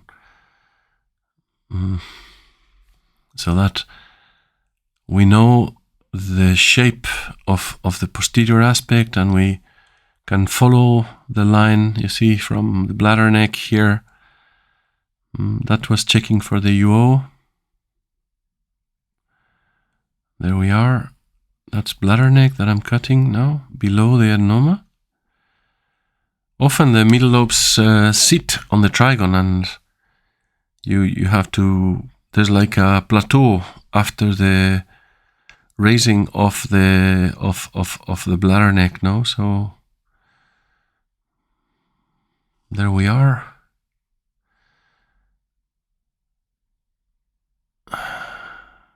Now that's bladder neck. You know, when you have a pedicle at 6 o'clock that holds the adenoma and the capsule together, but it is a narrow pedicle, then you can perfectly push the adenoma into the bladder and it will normally go inside. But if you have a very wide, hinge, because the union between the 6 o'clock tissue from the adenoma and the capsule is very wide, then rotating the adenoma might be more difficult. You see here what happened is when I pushed the adenoma in the bladder, I broke the last attachment. So that's why we don't see a 6 o'clock attachment anymore. Just pushing the adenoma broke it. So it has been released completely. And here, this is a coagulation now. I tend to use now a very long pulse. The long pulse is very hemostatic. So I use the longest pulse possible with 1 joule and 40 hertz for this coagulation phase. The beauty of it is that you don't see that it, using 1 joule, the effect on the tissue, even when there is a thin area of the capsule, is going to be mild and gentle. So I like this setting now for coagulation. We have also used the bubble blast setting, which is it's a big bubble. It's a pulse modulated emission mode that produces a very big bubble. And if you use a soft setting like I described, like 1 joule and 40 hertz, something like that, 30 hertz, you can also get a very nice coagulation effect. Here, especially in the bladder mucosa, you don't want the effect to be very disruptive, very powerful. You want just, longer pulses and softer effect, so that this disruption of the mucosa that might cause the bleeding is no longer happening. Here, sometimes this can happen. You see, the sphincter has its mucosa, but it has been detached a little bit on the lower aspect. If there's only mucosa, I will leave it where it is. I think it will necrotize, it will fall off. I don't think it will be obstructive. Probably by taking it out, you might, probably make more damage than just leaving it there to fall off, after some days. And again, this is the 18-minute point where we finish enucleation and hemostasis. And now we go to morcellation. And as I said, in this prostate, we took out 75 grams. So it was not a small prostate, and you can see that it's an equally fast procedure. And, there's a lot of people with experience, and we all have our comfort zones, and we don't want to try new things because we're happy with what we use. But if you do HoLEP and your surgical times are longer, maybe even if you have a lot of experience, I think the more the merrier, you have a lot of experience. It's intriguing to try this and Bloc technique and see if you can improve your surgical times further, We tend to feel safe with what we do. We tend to blame. The same thing happens with postoperative early incontinence. Many centers have 10%, 20%, even more incidence of stress incontinence postoperatively. And when you do the distant Bloc technique, and when you do the white line, and when you protect the mucosa, the rates of incontinence are extremely low, probably nearing 1% or 2%. I don't know if it's possible to go lower than that. You know what I mean? It's already some of these patients are incontinent before the operation. So, and if you look at the prevalence of incontinence in the elderly population, 65 years of age, there is a proportion of them who are incontinent. So I don't think there is a 100% good result for continence after HoLEP, but there is a difference between a 10% and a 1%, and I think it's worth exploring these concepts. We tend to blame, different things, the size of the prostate, the fact that we used high energy in the apex. But the truth is, if we can get 1%, and we also operate big prostates and we also use high energy at the apex, probably those are not the defining factors. And as a surgeon, I think if you have more incontinence, I think it would be very honest to give this a try. I think that will only make you greater as a surgeon if you are open to try new stuff, and especially stuff that works for others. No. There we are. So that's the morcellation again, and you see that we have done now. This is the fourth case. And here the visibility, maybe I didn't pay so much attention to all the vessels around the bladder neck, and you can see that there's some little bladder neck bleeders making it a little bit more uncomfortable to morcellate, because the visibility gets somewhat impaired. No, it's not bad enough to having to stop.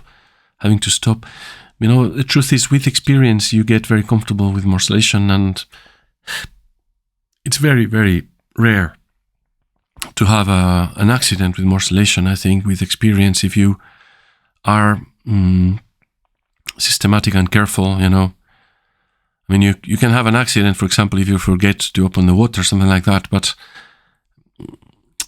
these things can happen, no? But the idea is that you get very comfortable positioning the blade in a safe spot and morcellating, and you can tolerate a little bit of bad visibility sometimes. This is what I'm saying.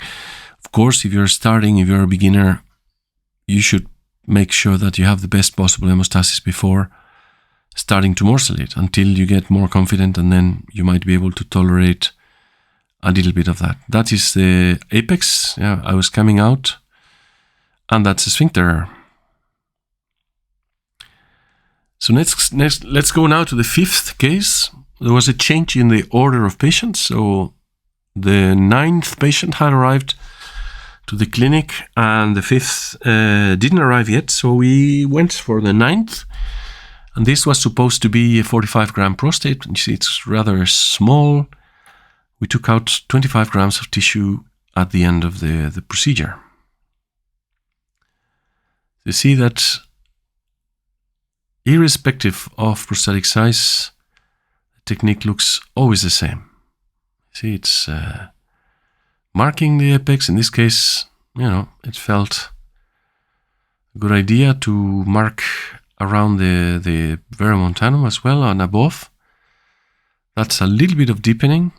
My advice is, if you're doing your white line and you can see very well at the beginning of the procedure, it makes sense to deepen it a little bit, deepen the white line a little bit. Here, I'm doing the entry in the posterior plane, so one side, but for some reason I decided to cross over to the other side. Of course, the smaller prostates are smaller in size, and the plane is not as well developed, you see. So only by developing a little bit the posterior plane, we are already reaching the place where the capsule changes its direction, near the bladder neck, because the prostate is so short. But here I'm trying to do what I normally do. I deepen the white line a little bit, and now I'm trying to develop the lateral line, the lateral posterior line. I'm trying to mobilize the apex a little bit and trying to connect. It's not easy in the smaller prostates, because there's no good interface between prostate adenoma and capsule. So here I'm trying to go around circumferentially. I'm trying to stay on this capsular plane that we were referring to. That's 12 o'clock. You see now that anterior part has been developed a little bit. This is the deepening again of the line of dissection, of the line, the white line, you see. And now I will try to get all the way to do some of the lateral posterior plane again. Coming up and down, trying to see if I can follow some path there. You see, you have to cut the apical attachments before continuing with the dissection, because you don't want to tear the sphincter there. And here I am, well within my white line, so I know that the mucosa of the sphincter is quite safe. Trying to climb up, going up, trying to look for the most eccentric plane, most external plane I can, to make sure that we remove the whole adenoma. This is a smaller prostates usually have a thicker peripheral zone, the thickness of the peripheral zone is much more, and I think often if you go a little bit deeper, there is some more relaxation in terms of the possibility of causing a perforation. No? That's again, now the anterior line. Once we have liberated the apex from the sphincter, we can go around. We can go around, just following this plane. And if you had, let's say, the devotion to watch this whole video, you will start feeling familiarity. When you see many cases, you start realizing there is a pattern. There's a simple concept, or a number of simple concepts that govern this operation, and there is a surgical strategy on one side, then there is surgical technique and, physical basis of laser tissue interaction that we use and we know how to use, but it's all pretty simple. We're just getting at the apex, marking the limit of the sphincter and the apex. Then we generate this circumferential line of dissection that is going to guide us throughout the procedure, and then we follow it until we start finding other landmarks like the bladder neck. And you see, there you are. This is another lateral dissection. I'm trying to check. You see, is my lateral plane connecting well with the bladder neck here, with the posterior? Is it congruent? Does it make sense? What I'm seeing, what I'm doing? That's the other side. Now this is 12 o'clock, going down, following the edge of the bladder neck, trying to see how it connects to the lateral line that I had been developing. And there we are. Here's where I touch sometimes with the tissue to get a more aggressive cutting effect. You see, I'm in contact with the tissue, despite I would also agree that it's nice to develop the plane using a non-contact technique most of the times. But as I said, this is not a universal law that you cannot break. You can break the rules a little bit, and this is part of the artistic aspect of our craft. No, we use the instruments, following some basic rules, but of course we adapt to the circumstance. And with experience, we can tweak a little bit these principles so that we can progress faster and safer. And you see, there is the posterior aspect. Sometimes in these small prostates, you don't have a good plane. You cannot find a good plane. So it has to be a capsular plane. It has to make sense.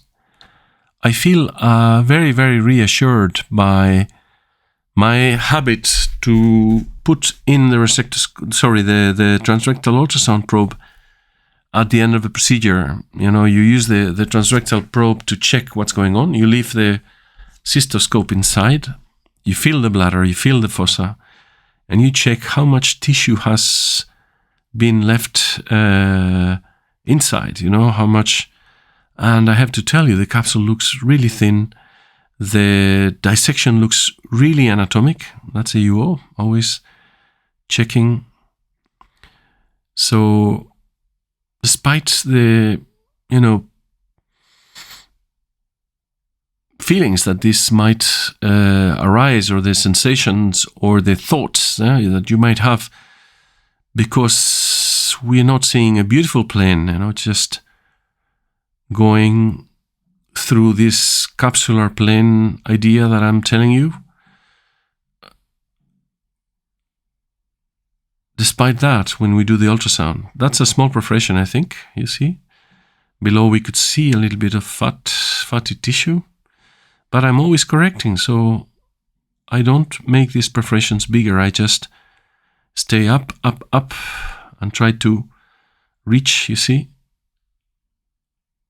So it's constant exploration and constant correction to be able to continue with the operation. And there we go. You see below that there was a little bit of fat visible, so that means a thin posterior plane. I've never seen, in my experience, rectal fistula, anything like that, because what we're doing is we're thinning the capsule so much and getting closer. But you see the fiber is mostly parallel to the surface. There's no penetration of energy that goes, very deep. This laser doesn't penetrate very deep. So I have to say I feel very, very safe down there. So there we are again. That's a 6 o'clock attachment. 6 o'clock attachment. And again, this is a very fast operation. Of course, it's a small gland, but sometimes smaller glands are more difficult, and it's not so unusual to to see that a small gland can take you sometimes more time than a bigger one. So there it is, bladder neck, trying to make a nice detachment of the adenoma, and you see 10 minutes enucleation time. It was not so bad. The sphincter looks perfectly preserved. The cavity is very nice. And now we go to the hemostasis. As always, you see, we don't lose time. There's no time to lose. And that mentality makes you, want more, want better, want safer, for your patients. And this is how we evolve, as surgeons, and how things improve and change over time. Here again, I'm trying to coagulate the mucosa, probably stimulated by the former case, the previous case where we had some bleeding during morcellation. So that's very often, when you experience some problem, you get more conscious of the possibility of it, and then you try to prevent it. Again, this is the changing of the instruments, and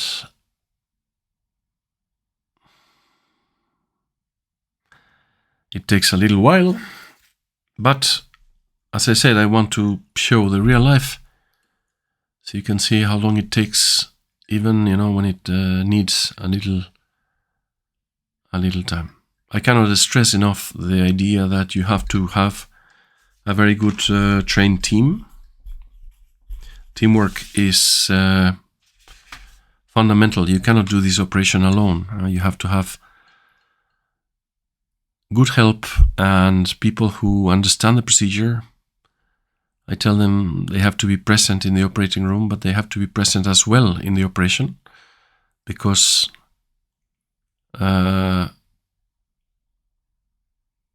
4 eyes see more than 2 eyes, and before I was saying it could be an accident if you forget to open the inflow when you're going to morcellate, and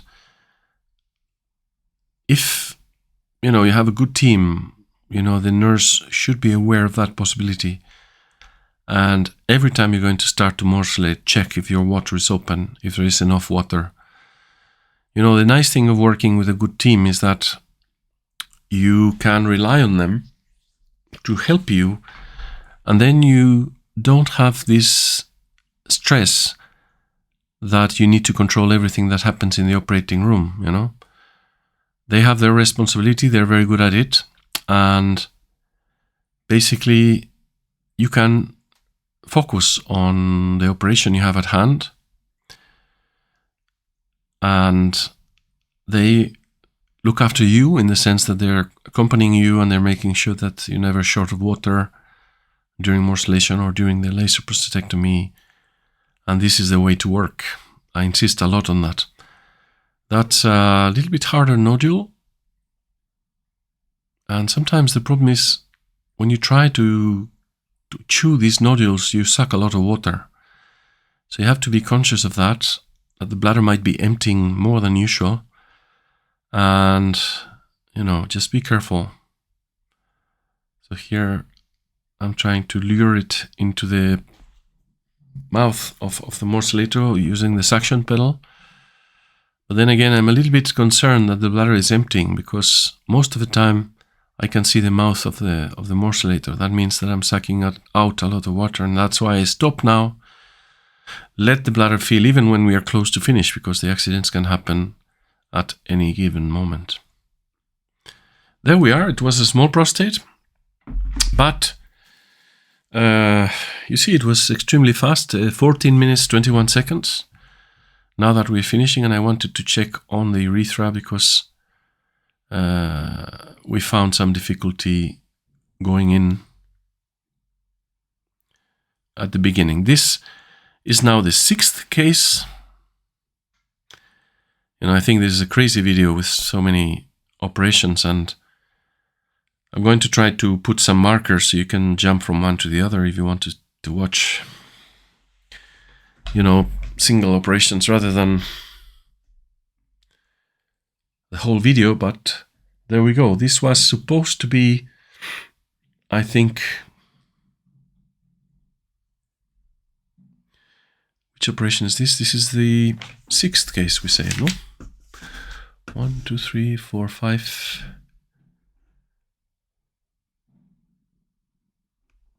The 5th case was changed for the 9th, and then we continue with the 6th in the list, I think. 1, 2, 3, 4, 5. Or no, we did the 9th case, and that was number 5. And now we go to the 5th case, which was not at the hospital when we wanted to start. And this was estimated to be 121 grams. Although when we finished the procedure, we only extracted 56 grams. So again, another overestimated volume calculation. Here I'm marking the white line. Now you're getting very used to this. Trying to protect the mucosa, because the problem with the old 3-lobe technique is that most people would dissect the lateral apex, from the very upwards, but they would never look at the apex and what was going on there. And what was going on is that the sphincter was being ripped off its covering mucosa, The lateral aspect of the sphincter was peeled completely because of the mechanical movement of the scope. And probably that's my explanation, or this is what I think about why some people had very, very high postoperative stress incontinence rates. It was a temporary incontinence, so patients would recover over time. But of course,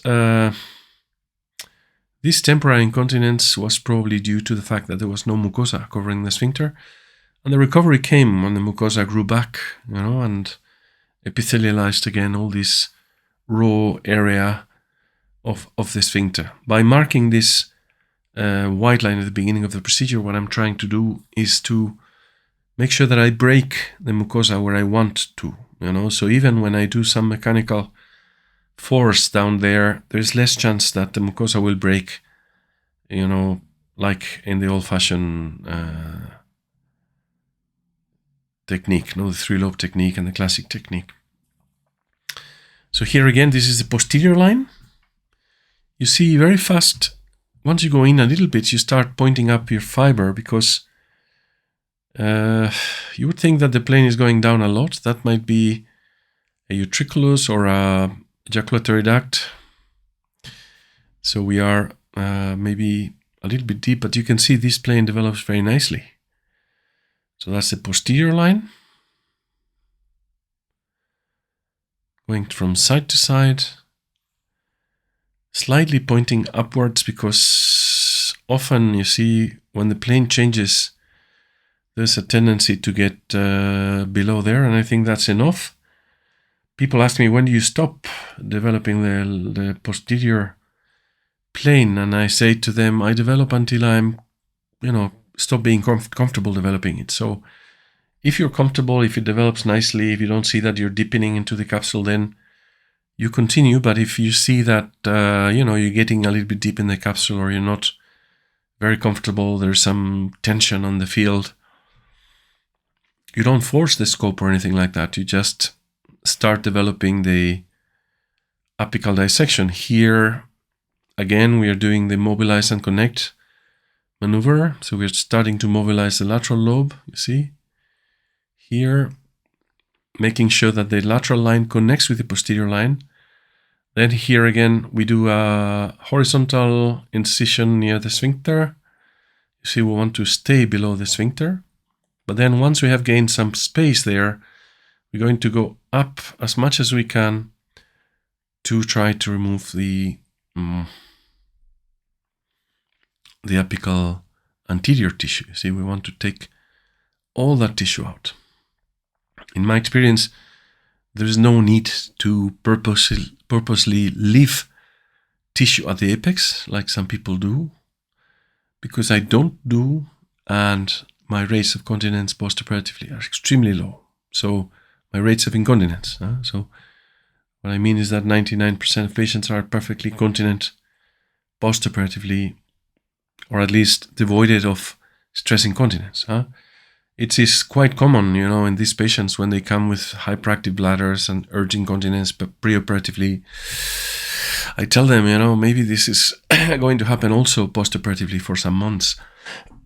So if you had to, if you have to reach home and run to the toilet, or, you took the lift to go to your apartment, and, you had this urgency in the lift, which is very, very typical, it's probably going to happen still for some months. This hyperactive bladder behavior will bother you for some time. But of course, we are talking about the patient who coughs, for example, and leaks urine, or stands up from sitting down and leaks urine, So in our experience, patients are quite happy. They don't need to wear a pad in the majority of the cases, just because we do a very, very careful dissection of the sphincteric area. So here you can see the steps are the same, but the length of these lines, the lateral line, the anterior line, the posterior line, is going to be much bigger, because we are dealing with a much bigger prostate.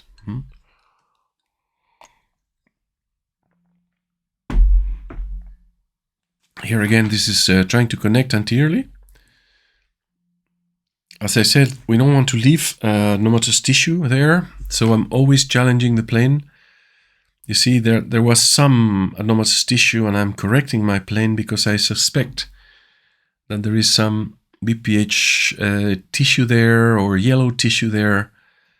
So I'm not afraid to probe tissue to test what happens if I go deeper, until I see this capsular plane, the plane I'm referring to, with this fibrosity, with the white aspect, with the smooth aspect, with I don't know, all these features that I now recognize as the capsule, or interface between capsule and adenoma, and not necessarily the beautiful capsule. And there we go. That's another example of how I try to fabricate. You see these lines that I can follow. So when there is a part of the line that is not easy to follow, I spend some time trying to make sure that I can connect this line to the line we have above. You see, so we can have a very nice, and you can see the correction there. You see, I noticed I was going a little bit deep, and right away I corrected. I don't want to go to the deep area. I want to keep closer to the adenoma, and this is the heart of this operation. You dissect the plane and you check what's going on. What is the aspect of the tissue? How does it look like? And then you decide right there in that moment, how do you correct your aiming of the laser, how you use the settings. And we know that the settings are fixed in the machine, but the settings are going to determine only how the energy is coming out of the fiber. So we can manipulate how the energy reaches the tissue, and that's our role, you see, to decide in every single moment how we're going to use the fiber to get a tissue effect, a dissection effect, a coagulative effect, a cutting effect, a disruption effect. What proportion of this we want, what we're going to use to try to make a safe dissection, but also, an efficient one. And there, again, trying to develop the anterior line. Here also you have to have the idea of how the prostate looks three-dimensionally. So when we do this anterior line, we know that at the beginning it's going to ascend a little bit, but once you pass the equator of the adenoma, it's going to start descending. So you have to push a little bit downwards with your scope to be able to take the fiber. You see the fiber is looking down now, and this is what you need to go down this plane until you reach the sign that tells you that you're going to open the bladder neck. And this is again,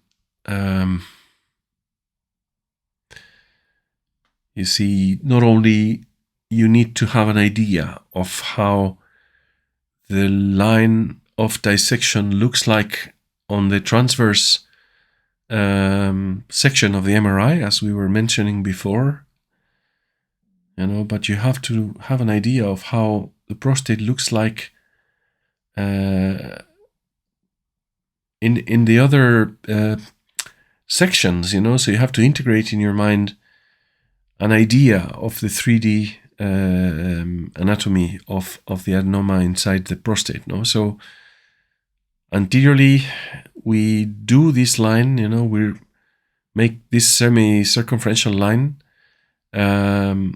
going from side to side, but at the same time, we have to know that as we approach the bladder neck, the angle of the capsule is going to be changing, and is going to change from the initial ascending tendency to the posterior, descending tendency. So we have to think 3D. This is the idea. It's actually very easy and very intuitive for us, because we've been dealing with prostates, for all our professional lives. So there we are. This is the lateral line. I'm trying to find a nice dissection line. You see, the lines of dissection sometimes in the big prostates like this, you can dissect them from above, like I'm doing now, and then you can go below like this, and you get to the same area, but from below, And these are two different ways to look at the same region, at the same line of dissection. And sometimes it's more handy to dissect from above, and sometimes it gets easier or more convenient to dissect from below. Just, so you notice the difference. And there again, you see I'm trying to develop the lateral and posterior aspect near the bladder neck before I do the pure posterior aspect. Sometimes when you follow the posterior line, you find that there is a nice plane, but if you have released the lateral aspects, I think you're much more reassured of how the anatomy looks, and it becomes easier, I think, to dissect that. Here, this is a little correction of the plane. I'm just playing, just playing to see where should I go, how much more should I take. So if I do that and I realize that I'm very capsular, then probably I go to the previous plan and I follow through the line I was developing before.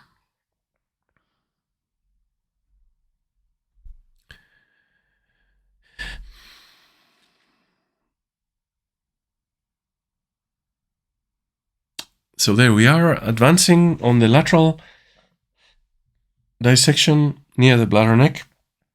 And that will give us, an idea of how the posterior plane should look like. You can see there below there's a tendency to thin, of the capsule. So we might be in a good plane. And now we're coming up again. You see, you shouldn't get anxious and you shouldn't try to force things. Just very, very carefully let them evolve, just dissect 1 millimeter more, go back to the other side, check. You see, that's a little bit flimsy there, so we need to be in a good plane, that's for sure a good plane. As I said, I don't want to go transadenoma. I want to remove the whole adenoma. I want to be radical about removing the adenoma, but I don't care so much if I take some peripheral zone with me. That's why sometimes, you see, when I see these yellow looking parts, I don't mind deepening a little bit and checking. If I see that I go very deep, then, I will correct, but it's always worth trying carefully to see if you can remove more, because sometimes we find big nodules that deepen into the capsule and we need to take them out. I'm trying to put voice to this video with some reflections, but I know that I will repeat myself, and I'm sorry for that. But 4 hours of explanations are slightly difficult to handle without repeating oneself. So sorry for that. But I think, repetition is good in the sense that sometimes you have to fix in your mind these concepts very, very firmly, and integrate them into your work and your intuition. And, these are good sound principles, I'm telling you, I think. Also, I don't like, silent surgical videos. I think they lose a lot of their spirit,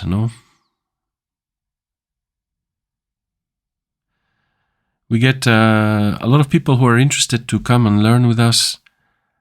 And these sessions in Bulgaria are quite good because we do a lot of cases in a short time. So in 3 or 4 days, we tend to do 20 to 30 cases.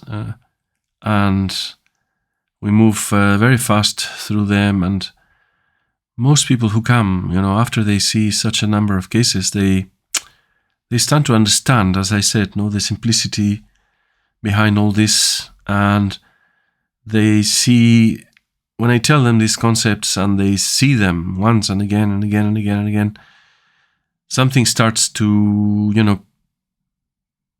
change in their minds so that they understand what's happening. And I think they're much better prepared to get to do HoLEP or any other, energy enucleation, because they understand the principles, and the principles are probably the same for all, energy sources. I think I like better to use a holmium laser for the moment. Thulium lasers are less, so the pulses that they emit are a little bit less intense. So with holmium we have very short pulses that make or deliver a very, very high instant power into the surgical field, and this supposedly provokes a heating of the water in front of the tip of the fiber, and that will generate this explosive reaction where water is transformed into vapor very, very violently, and this is like a small explosion in the tip of the fiber, and this explosion will have this shock wave that will help us dissect the plane.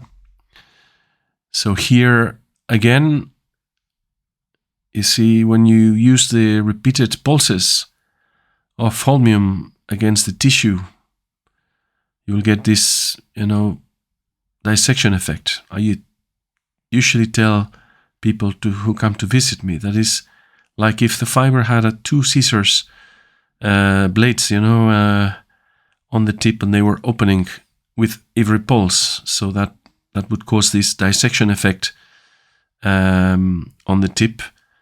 And with thulium, these pulses are much less energetic, and they don't have this dissecting effect. So here I tried to push a little bit early, and I think what happened is I got very close to the UO. Initially I couldn't see it very well, so I went to check for the other one. Because sometimes, this is one of the things that can happen. This was perfectly safe, but on the other side, I got very close to the UO. So I started looking for it. This is one of the things that can happen in real life. And there it is. There it is. That's the UO. Let me see. I've seen it now because I know it was. So you see, we got to one edge of the UO with some energy, and I decided it was not important. We tend to check these patients in the postoperative period with ultrasound to check that there's no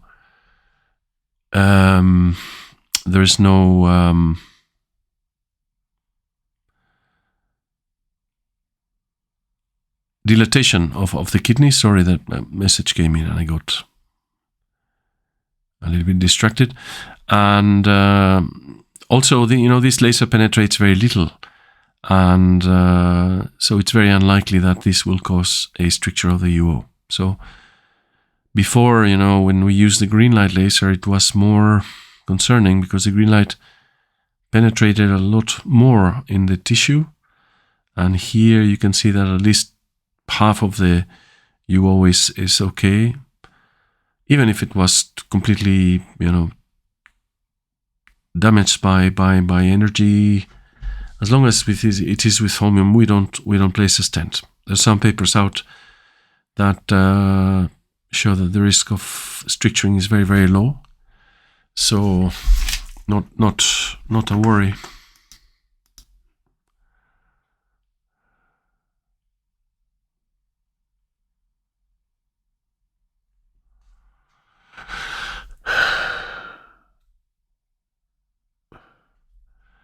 There we are. So that's again the change of the instrument for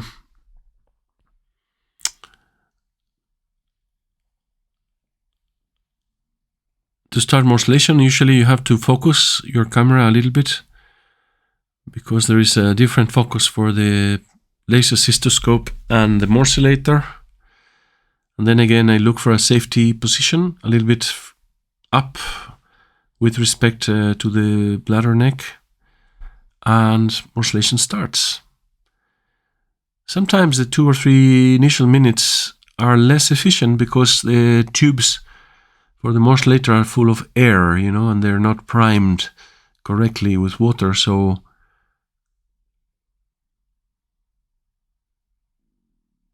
the suction is a little bit less reliable at the beginning, and then after this minute or two, the things get better. Here I was trying the Japanese way because I was somewhat uncomfortable with the tissue jumping on me all the time, and this is the way that they do morcellation in Japan and some Asian countries, and there is some evidence to back it up. If they think that the probe is the blades are more centric in the bladder center, and apparently efficiency wise, it was more efficient to morcellate with the blade on top of the adenoma.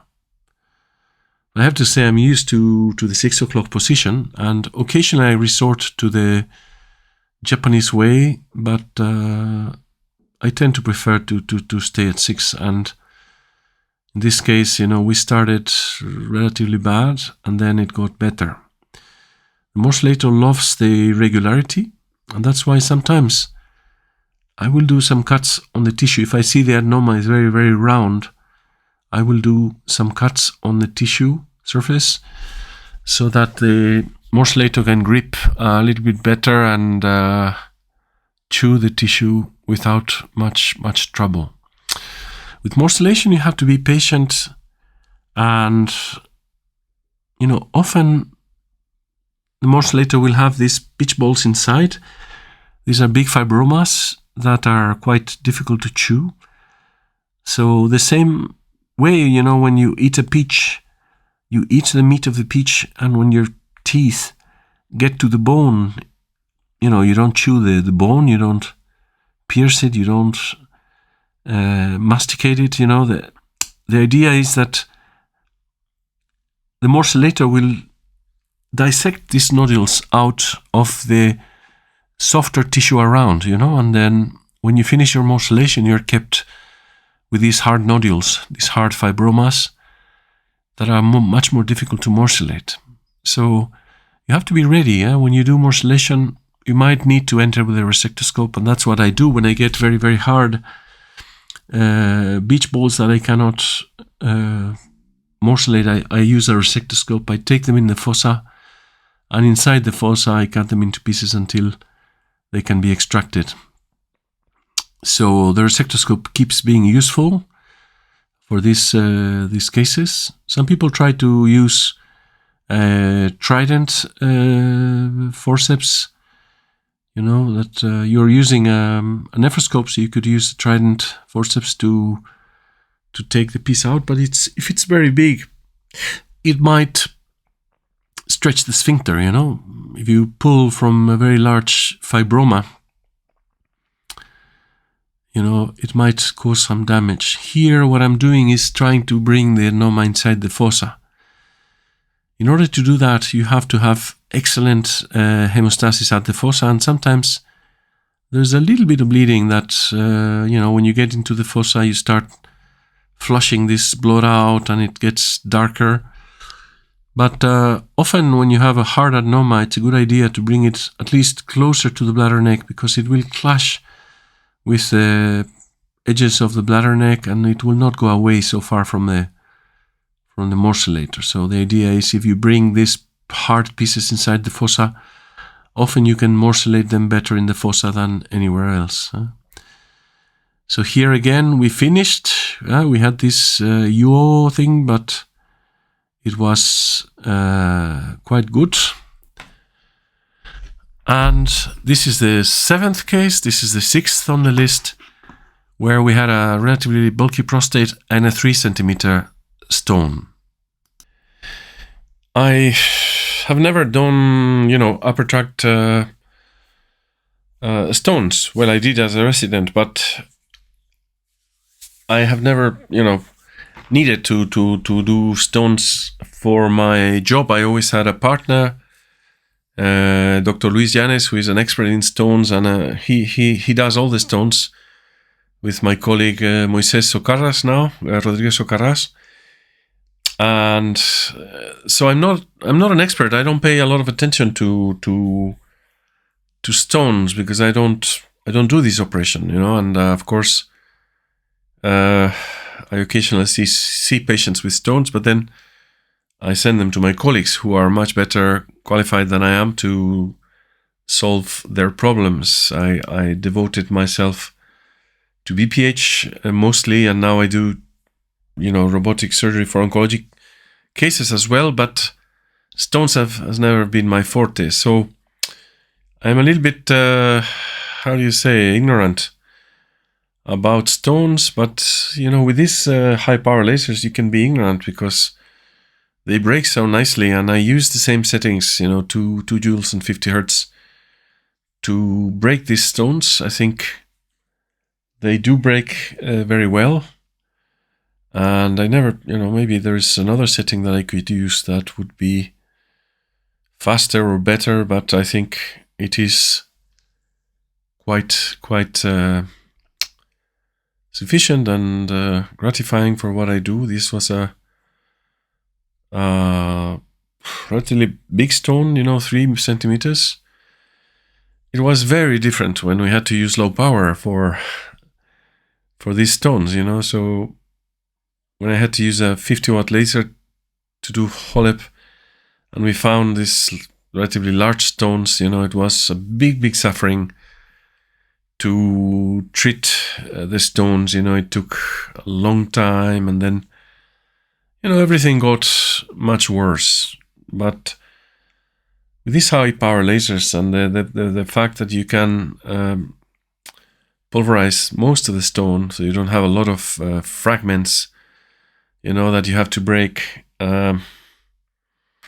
It is quite nice to be able to treat the stones and the BPH problem in one sitting in an operation that doesn't need a long time to perform. So these cases that were before excellent for open surgery can be now managed perfectly endoscopically, because we have now these high power tools and the pulse modulation, the virtual basket setting, which is excellent not only for prostate but also for breaking the stones. So I tried to remove the crust around the stone, try to pulverize it as much as I can, try not to deliver too many fragments, because I think breaking the fragments later on when they are floating in the bladder is probably a little bit less convenient than having this dust coming out of the stone that can be then flushed out and washed out very easily. I think there is a tendency to have less and less cases like this, because at least in Spain, we tend to check patients. They start coming to the urologist when they're 50, and then they do yearly checkups. So it's more unusual to see big stones like this in our environment. Maybe in Bulgaria, people tend to go to the doctor a little bit later, when they are already very bothered by their symptoms, and we tend to see more of these cases in Bulgaria. More or less every time I go, there is some patients with stones that we have to break. One reflection is, if you have a huge stone that is going to take you a long time to break, or you have, multiple stones that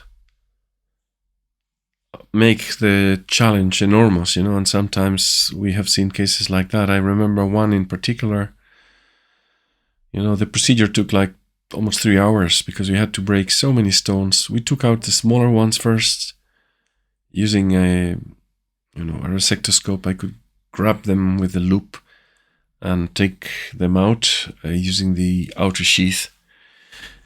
Then we broke the rest, but hundreds, thousands of fragments in the bladder waiting to be broken or popcorned. It was a big challenge, long operation. Of course, this patient did very well afterwards. We solved the stone problem, we solved everything, but it was a long operation. So sometimes the question is, if you have a huge stone, maybe you just do a very fast enucleation and then you do a cystostomy that allows you to extract the adenoma and the stones. That might be a reasonable option, especially if you have a low power laser, because this case, I think we took like, 20 to 30 minutes to break the stone.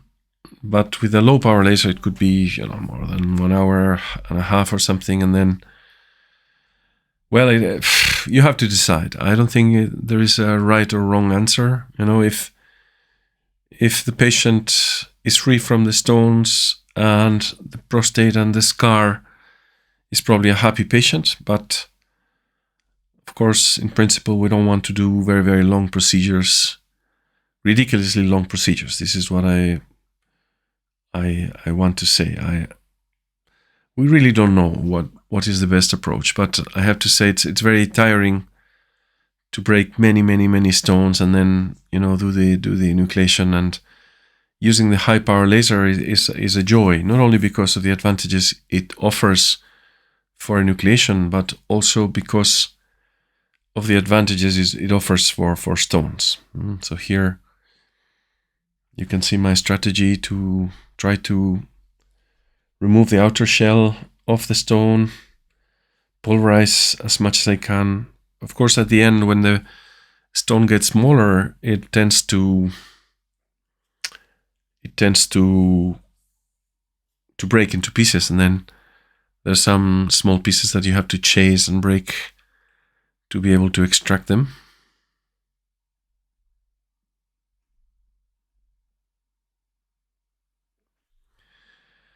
And then you see, I try to mobilize the stone to have good access to, as I said, the crust, and approach it in the periphery like this, so I don't provoke a crack of the stone, but more vaporization of the fragments. It's quite tedious also to extract them. I don't like to use the HoLEP evacuator so much, so I try to use, I fill the bladder and they come out when I empty the bladder. They are lured by the outflow, and because the HoLEP is a blind procedure, and sometimes with the aspiration you can catch the bladder wall, and I don't know, I feel it's more elegant to try to extract this by filling and emptying. It's more gentle, and that's how I do it. I don't know, there might be other strategies that people follow. I don't know, I think here the principle is the same as with prostate. We have to make sure that every minute there is advancement in the breakage of the stone, so we want to have a constant rate of stone, pulverization that will finally take us to the end of the stone part of the operation. No?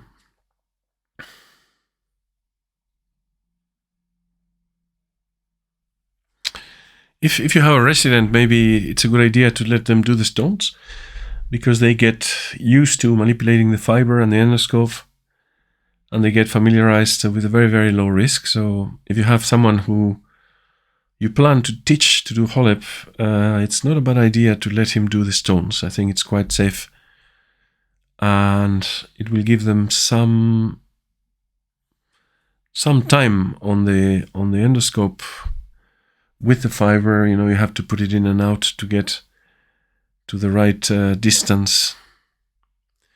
But by now, I think you have realized how lazy I am. You see, I have these plastic things coming out of the fiber that are a little bit bothersome, but I don't bother to take them out, because it means stopping and prolonging the surgery. So unless I am very, very bothered and I cannot see, or it's really a problem, I tend to continue. We have all seen the beautiful lectures of Olivier Traxer on how the fiber reacts to the energy and how it cracks, and how the quality of the beam is much worse after a little bit of usage. So you cut the fiber, you have a fantastic fiber cut, and you have a fantastic output with an excellent beam profile. And after some minutes of using it, it gets really bad. So again, some people take the fiber out and cut it often, but I think all these things keep you from your goal, which is to do a fast and efficient operation. So unless the fiber is interacting with this efficiency, so it has to be worthwhile to take the fiber out and cut it, because you know that after some minutes, the beam will again be not so good. So with enucleation, if I see that it's not coagulating properly, if I don't get the right feeling of what the fiber is doing in the tissue, I might decide to take the fiber out and cut it. But I would say that most of the times I think I can get away with working with what I have, and hopefully enough it will break and refresh soon, and these moments of less efficiency will be finished. So yeah, this is a personal preference, and it depends as well on your personality, I think. Some people are more prone to, they don't mind stopping and having these long operations.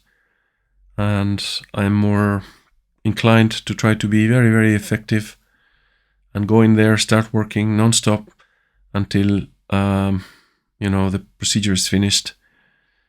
And well, just a matter of preference, I would think. Here, the piece is getting, the stone is getting smaller. There's a fragment that came out of it, so we'll have to deal with that later. As you can see, the laser has chewed the majority of the stone in the first, 13 minutes. So it is a joy to use these high power lasers to break the stones, which is not a very frequent situation, but a common situation, I would say, that you have to face, and you don't want to be limited by your instrument. So whenever you consider buying a laser, I always recommend to buy a high power laser, because with high power lasers you can use low power if you wish, which you want, I think, for enucleation, but because it doesn't make a lot of sense. And when you have to break a stone like this, or if you do, ureteroscopy and PCNL and everything, it's going to be much nicer to have a nice powerful laser that can deliver and can break a stone like this. I know this is not very interesting for the viewers. This is one of the, let's say, most boring parts of our job. But I said I wanted to tell the truth about, one day of surgery, how it looks like, so you can see the things. We saw, in the first case, we saw that there was a very, very thin capsule. We went a little bit retrotrigonal. We didn't see a big perforation, but we saw very, very important thinning of the capsule. We see some fat in some areas, but I handled it properly. This is something that can happen to us often, and I think in the overwhelming majority of cases it doesn't have any clinical consequence. Also, I did, I got very close to one UO in another case. So these things can happen. I have to say I was a little bit unlucky, because that's something that doesn't happen so much. And I'm normally quite careful and quite obsessed with respecting the UOs. But In this occasion, we had this little, getting too close to the UO, and we decided to do nothing. So we will monitor this patient's kidney in the follow-up, and it is, in my opinion, very, very unlikely that this is going to have any consequence. And again, now we have this stone, and I wanted to show the stone as well. I think it might be interesting for some of you to see, how I deal with this. And it's the truth. And at the end of the day, it's been now 16 minutes, so probably the stone will add up about 20 minutes to the total surgical time. So it's also, it was a bulky stone, not huge, but 3 centimeters. And this is how I like to extract the tissue. I close the inflow, and then all the outflow comes out and takes the dust and the little stones. So I'm going to fill the bladder and empty. Maybe while the bladder is being filled, I try to break the remaining pieces that might not come out through the endoscope. Just popcorn it a little bit, and then again another go. Maybe we will need 5 or 6 goes of this to empty all these fragments. The problem with the fragments is that if you leave a lot of fragments, when you do urine morcellation, maybe some of these stones will be absorbed by the morcellator blade. So that's why,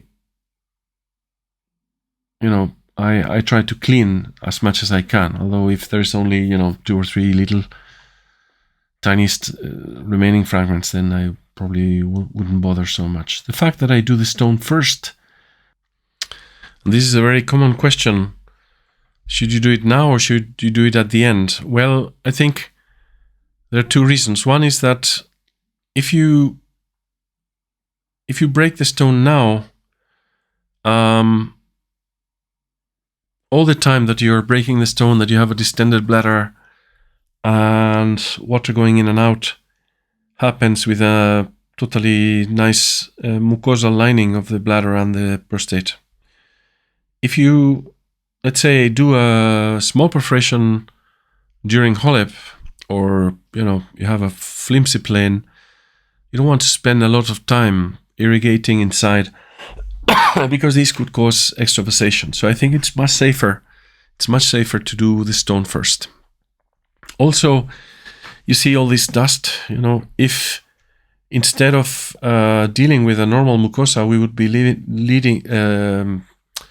having a fossa, a prostatic fossa full of,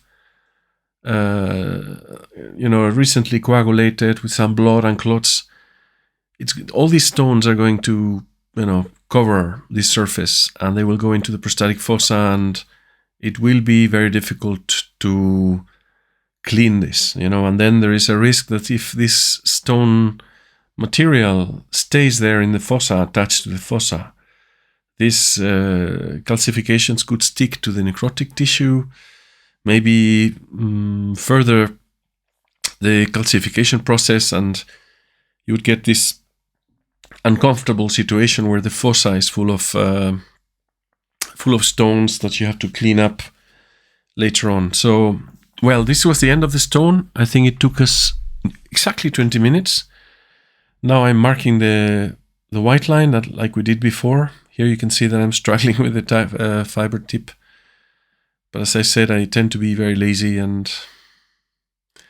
I don't know what I did, but I think I just left it like that, and as the fiber breaks, that changes. I don't know. Maybe I took it out and I asked my colleagues to cut it. There we are. You see there's the sphincter edge, and I'm trying to mark. We had a live surgical session where I was moderating another colleague who was doing HoLEP, and he said he didn't do artificial lines on the prostate, and he said, you see, when I find the plane, I decide where I cut in the apex, and I progressively cut the mucosa, blah, blah, blah.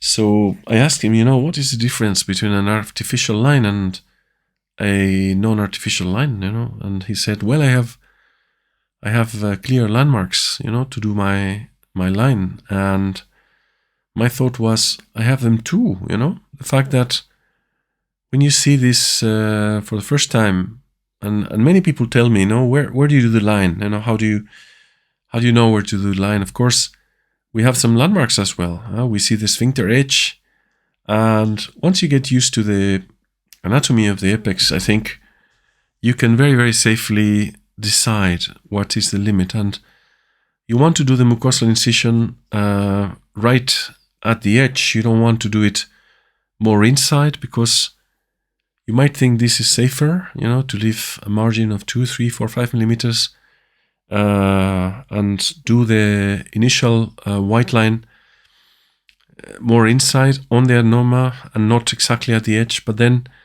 the thing is that when you dissect these planes, the dissection is going to carry the anatomical position, the limit between the sphincter and the apex is where you want the mucosa to break. So you have to mark it there, you know what I mean? So I don't do this kind of beginner preventive strategy to do the mucosal incision inside, because many times you have the surprise that the mucosa has broken, exactly how you wanted to avoid by doing a white line. So that's my advice. Try to learn to understand the apex anatomy so you have a nice reference to mark your white line, and then don't do the white line further inside, because it's not more safe. I think it's less safe. And there you just have to learn, and you just have to follow the nice plane. There we are. We did the posterior dissection. Now again we are entering the. And see, if you have been with me and if you have watched these operations, you see how repetitive this is. It's always the same. It looks like the same video, It is. If it wasn't for the stone, you would say I have seen this before, because it's always the same. It's always the same. Now we go out because we want to cut the apical attachments first. Initially, that looks like a little bit of adenoma there. You could see that, so that's why I angle the probe to make sure that we remove that. Here, initially a horizontal cut below the sphincter, and then we look for the good plane. We progress a little bit. I take the dissection towards the bladder neck because that will give us apical mobilization. And apical mobilization is paramount if you want to reach the 12 o'clock area and see what's going on there. You see, as we go up following the lateral plane, we're going to reach a moment where the scope is going to sit on the anterior part of the apex. It's like there's a word in Spanish for riding a horse. How do you sit on the horse? So this would be the idea. So the endoscope rides the tip of the adenoma, and then everything comes downwards. You see, this is still lateral plane. You see, I'm coming out to check the apical attachments at this level. This is going to be a horizontal line until 12 o'clock. This is what I call the access line. You see, when you do that, you get better access. You see, once I have some access, I go up, up, up, because I want to be very thorough and remove all the tissue, that adenomatous tissue at the apex. So here, coming up, trying to paint the line. I want to have a single line that I can follow and that I can recognize. You can see that's the beautiful plane. We are in the good plane. It dissects very, very nicely just by the presence of the scope there. I'm not doing mechanical dissection. I'm just making contact with the line of dissection, which is facilitating. You see, when you are in a good plane like this, it facilitates the action of the laser, and it helps prepare some tension, you see, between the edges. And now we are riding, now the scope is on top of the adenoma. So the tip of the prostate is descending, and that is going to show us the 12 o'clock fibers very nicely. If we do the same on the other side, you see, now we go to the other side. These are the 12 o'clock fibers. You can see they start to verticalize a little bit there. So here I decided to go a little bit further. Before I would do crossover to the other side, but then I realized that it was probably this symmetric approach where you go from 6 to 12 first on one side and then from 6 to 12 on the other side makes a lot of sense. Here again, this is the initial development of the lateral plane. I was a little bit more aggressive going upwards because we had very nice access in this side, so it's going to be faster. It's not just 3-4 millimeters, it's more. But of course, before I continue with my dissection, I will check that there's no apical attachments that will bother us. There we go. Always looking at the quality of the plane that we are seeing. It looks capsular, it looks fibrous. It's okay to me, it doesn't look too deep. And here we are reaching the 12 o'clock area as well. You see, that's aiming towards the 12 o'clock. Initially horizontal, but very fast coming up to follow the proper plane. You see, we always are in the white zone, which means that the mucosa of the sphincter is not going to be affected. And there we are. You see, if in these maneuvers I see that the capsule gets very thin or gets transparent, then I would correct the aiming, Instead of aiming in the same line that I was following, I would go maybe less than 1 millimeter inside, I would get closer to the adenoma to correct the plane. And the other way around, if you get into the adenoma, then you can correct by going outside. But you see, develop these lines, develop these wide lines, do wide movements, because the wide movements keep you in the right line. And here you see now the apex is descending, and I can go from side to side, cutting the 12 o'clock fibers and the access to this part of the adenoma, which is quite anterior, and I would say maybe sometimes 1 or 2 centimeters above the sphincter edge. It gets facilitated by the fact that we are descending the apex. Here, there's a discrepancy in the plane. You can see that this plane looks better than in the other side. You see, we were going under, we were leaving some adenoma, so it doesn't matter, we can correct it. This is, actually a double check. We look for the good plane anteriorly on one side, and then we look for the good plane anteriorly on the other side, and then we check the best plane. So we have 2 opportunities to decide what is the best plane anteriorly. And that's the anterior line development. Of course, look how I always worry about the connection. You see, the anterior line has to connect with the lateral line, and the lateral line has to connect to the posterior. If you connect the lines, if you have this strategy, this philosophy, you will be able to recognize very well where is your line. You will not get lost, and you will just worry about dissecting the plane and keeping in a right depth. That's a bleeder, that's an arterial bleeder, and that's the continuation. To me, I have to say it's a piece of cake after many, many years working with the prostate and lasers and doing HoLEP as well, and doing, big numbers of HoLEPs every month and teaching a lot. And I recommend all of you who do HoLEP to engage in teaching. There's a lot of people wanting to learn, and if you can share your experience with others, I think it's not only good for them who get to acquainted with HoLEP and they start learning, but also it will be extremely good for you, because the fact that you have to answer their questions, the fact that they ask you these questions, the fact that they are already often seasoned urologists who know a lot, it's a very, very good exchange of information. And I have to say, my impression after all these years is that in my interactions with people who learned with me or from me, I probably learned more from them than they think.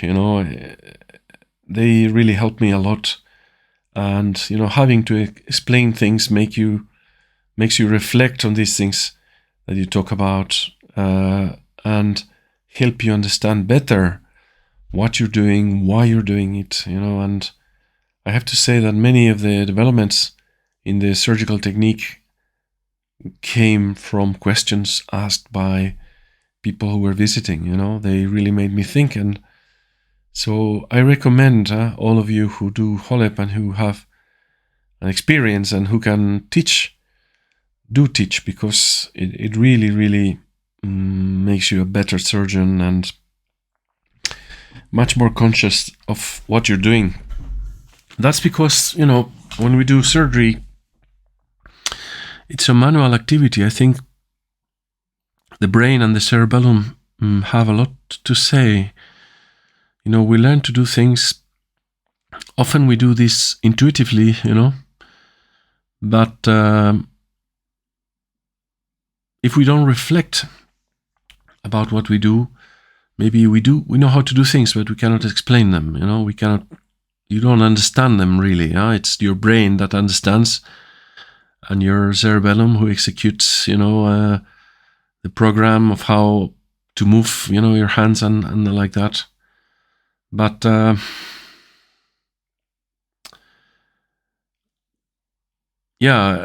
it's fantastic to teach other people and to show, and to also, I think it feels very good to know that many patients are going to benefit from your influence on other surgeons, and has been, my motivation for all this and for the videos and everything. So there we are. You see, again, we are, in this case, 33 minutes into the operation. We did spend 20 minutes doing the stone, and now there we are, continuing with the dissection, just moving steadily, carefully. You have to have a steady hand, not shake. You have to have a very, very accurate control of the movements of the scope, and very accurate control of the fiber, because it's paramount to be able to develop the plane. Here I'm seeing, I was thinking about it, I don't know these videos by heart, but I was thinking, wow, that looks like adenoma there. So you see, I don't mind going in there again, probing the tissue, checking, because often that means that there is some adenomatous tissue below. So here you can see how this capsule didn't look capsular, it looked more adenomatous there. And I am now exploring, you see, and there is a nodule. So with a little bit of experience and observation, and especially if you are vigilant, some people can do surgery many, many times and they will never change anything. This is how I learned, this is what I do. But if you observe, if you, critically look at what you're doing, often you find that there are new things that you can do that will improve the quality of what you do, of your operation. So here again, you see, I keep the fiber very close to the edge of the nodule so that I don't penetrate too much in the capsule. Here I'm also probing the tissue to see if this plane is good. It looks good. It looks good. Well, I have to apologize a little bit for the quality of the images. I know that sometimes the focus is not perfect. I think this camera is very sensitive to distance, and what is focused at a certain distance very fast defocuses, if the distance changes. So most of the time we are working with a little bit out of focus image. and that reflects on the videos. So I'm sorry for this. It's what we have, but I hope these videos will help you if you're doing HoLEP and want to improve, or if you want to learn from zero. And also I wanted to add, let's say, the freshness of live surgery. Let's say, the fact that my intention was to record the cases and to publish them, whatever happened, and here I am. So you have a better idea, or I don't know, how this looks like. You can see this nodule. You can see this nodule that we dissected coming out of the adenoma. Now we are under it, and I'm reaching the bladder neck now.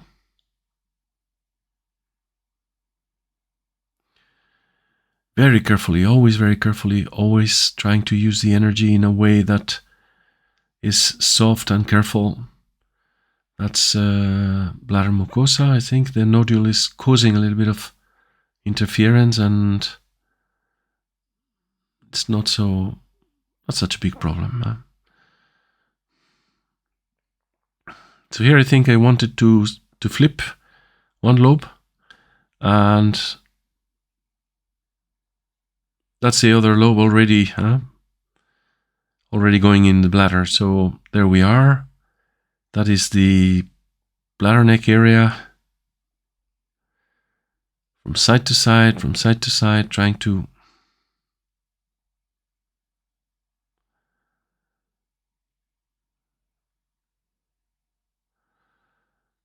cut the last attachment. That's the UO. There's some little stone fragments there. Sometimes they can get into the morcellator, so it's better to clean them all, but it's not so much, I think, and I think it didn't cause any trouble. And that's the end of the enucleation at exactly 38 minutes. So we needed 20 minutes for the stone, and only 18 minutes to do the enucleation. In this case, we took out 86 grams of tissue, so it was probably okay, this estimation of 110 grams.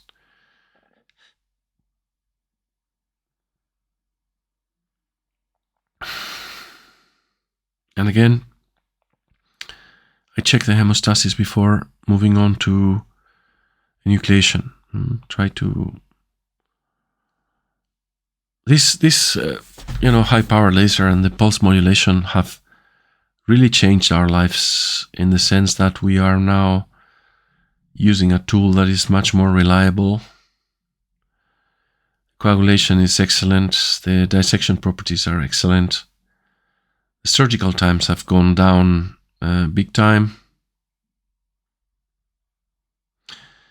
And of course, these patients are not going to go home ambulatorily. Now, there's a move towards HoLEP being performed in an ambulatory setting.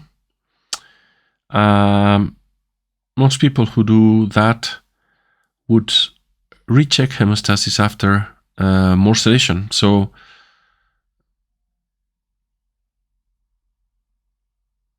but I don't. I just make sure that I have good hemostasis, then do the morcellation, and as you have seen at the end. And here, what I'm doing, as I suspected, this is going to be a very smooth, round prostate. I'm going to be doing these cuts on the surface, because if you cut the surface, it gets irregular, and the morcellator blades love that. They can bite the tissue, and it really helps engaging the adenoma, especially when it's very big. This is a big piece.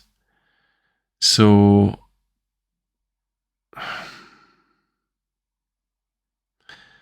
maybe a nice tip.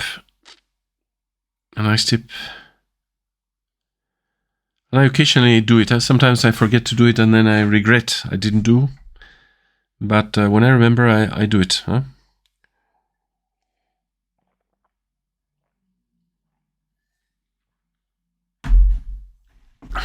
That's the change of the instrument. I'm sorry for this. Maybe you can scroll forward. But I wanted to show the real time. I didn't want to cut the video so you would be able to know exactly, how long does it take. And again, that's the blade going in. I'm trying to focus. And there we go. When I connect the Morse scope, I open the water and let the bladder fill. And then there are some seconds there until I start the morcellation where the bladder is getting full. So it's all thought of. And as you can see, it's a big piece. The morcellation is looking good for the moment. And when we reach the planes that we already cut, you're going to see that the attachment of the adenoma is going to be even better, I think. The morcellator also likes the mucosa, and you find mucosa sometimes in the middle lobe region and inside the prostatic urethra.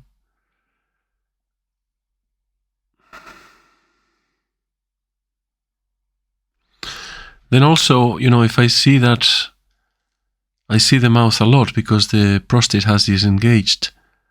I try not to keep the pedal on for a long time. If it's a short burst, where I'm sucking water out, I don't worry. But if it's very repetitive, or if, I'm totally disengaging from the adenoma, I don't like to keep sucking water. So your foot has to be very agile, very, very responsive, so that you can remove it from the pedal in case you see that morcellation is not taking place normally.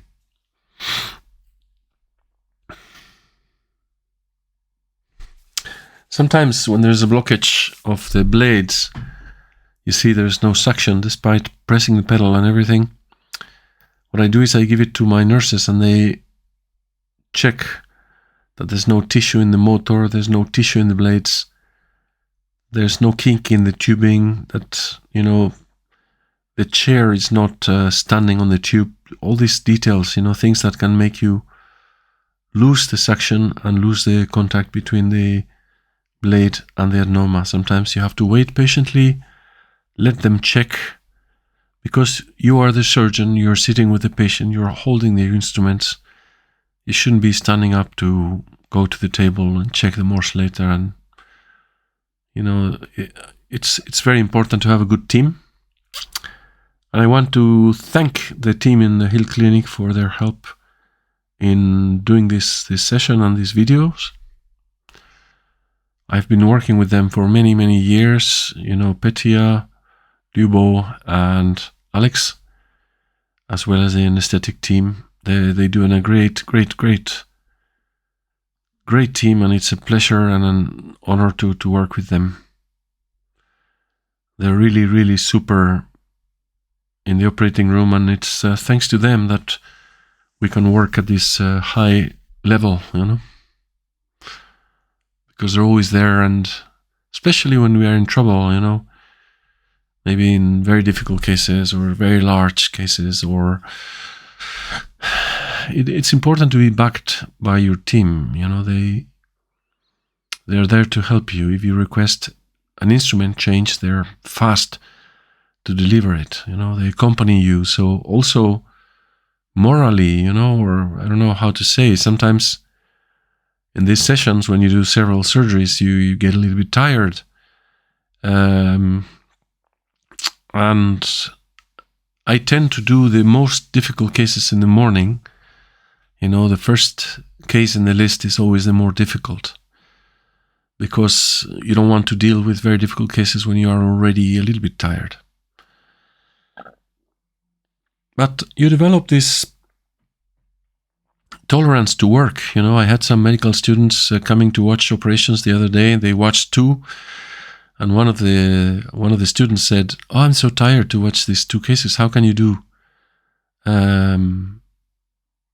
many cases, yourself, if it's so tiring to watch?" But I think, I don't know, it's probably the younger generations are not so used to the hard work. But what I said is you develop a habit, and then if you are relaxed during the operations, if you're very technical, if you don't have anxiety, then you can work very nicely and you can go through the cases. But of course, it makes sense to do the difficult cases in the morning or first thing in the list, because then you can relax more and the other cases are more routine cases. I tend to tell my patients I am warming up. Sometimes they ask me, how many cases have you done already? And I say, okay, I did 7, or 8 or 9, but I'm now warming up, so you should be assured that everything's going to go well. And I guess we have all experienced that surgery has this effect on us. I remember when I was on call as a resident and they called us to do surgery in the night. Even being very, very tired, surgery has the power to keep you awake and alert, and there we are. But I agree that ergonomics are important. I have a nice chair, I have nice working conditions, I adjust the height of the table. I'm quite comfortable, I have to say, during these operations. At the end of the sessions, I feel a little bit tired, but not specifically tired because my neck is aching or anything like that. It's more like, okay, I had a work day and it finished. And but I also reflect on one thing. We are going to have in 20 years' time, and this is probably the change of the bucket of the morcellator. In 20 years' time, we will have a double number of patients with BPH, and I think despite all the minimally invasive options for treatment, I think there is very good features in HoLEP. I think the duration of the operation, the low complication rate, the possibility of treating, big glands in an overnight stay or even ambulatory, old patients with minimal risk, all these things. I think it's going to be a very good competitor, for the future. And I think we have to get more efficient. We will have more patients. We'll have to try to deal with them faster and faster and be equally effective. So I think with all these worldwide waiting list problems after the COVID pandemic and like that, we are seeing that there's a higher demand, of patients in the waiting list, patients with catheters, on retention. So trying to become proficient at doing many cases and trying to be comfortable doing them, I think it's a good idea, and it solves the problem very fast. So these are things that I think of, about HoLEP, and that's why I try to be faster, maintaining the safety, and I try to be efficient, and I try to communicate this to you all. So that's the end of the case, I think. There's no more residual tissue, just some little stone fragments that will probably come out. And it was 50 minutes total surgical time. And we move to the 8th case now. So there's only 2 more cases remaining in the session. Of course, I wish we could work like this without having to change the patient, clean the operating room, and wait until the next case is ready. I have to say that the turnover in Sofia is quite good. Our turnover in Madrid is also very, very good. So we can do fast changes between patients because of the coordinated efforts of all the team members. So now, this prostate was catalogued as being 75 grams in volume. Sometimes you look at the endoscopic aspect and you think, wow, this is a small gland. But sometimes the glands can be very wide, So even when they're short in length, they're very wide, and sometimes you have surprises. But in this case, it was certainly smaller. I think it was more like 50, because we took out 27 grams of tissue. So again, the steps are the same, but they take a shorter time to carry, because the longitude of these lines is much, the diameter of the prostate and the circumference of the adenoma is much smaller. So, but smaller glands have worse planes, and then sometimes they can be tricky to handle. So there we are. That's the connection. If you have watched this video, and I hope some of the most interested guys around, in this operation would sit down and watch it with patience. I think you're now quite familiar with the steps. I tend to watch the robotic cases from Dr. Porter from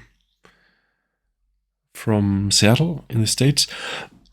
He does these retroperitoneal lymphadenectomies that take 4 or 5 hours. So when I have time, I like to sit down and watch them and enjoy them. Sorry for this. I've been talking now for 3 hours and 15 minutes, so I'm starting to notice the effect in my voice. So again, there we are, developing the lateral plane a little bit, only some millimeters initially, then going apical to cut the apical attachments. First horizontal below the sphincter, but then very fast try to go up and look for the good plane.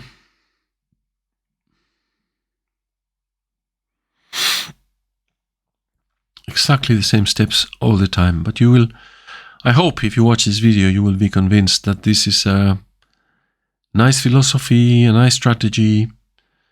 I would say generally safe. I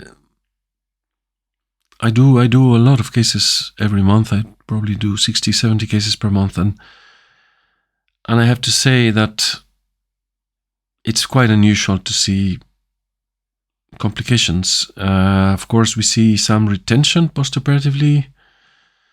We're very aggressive taking out the catheter, and occasionally patients get a retention. But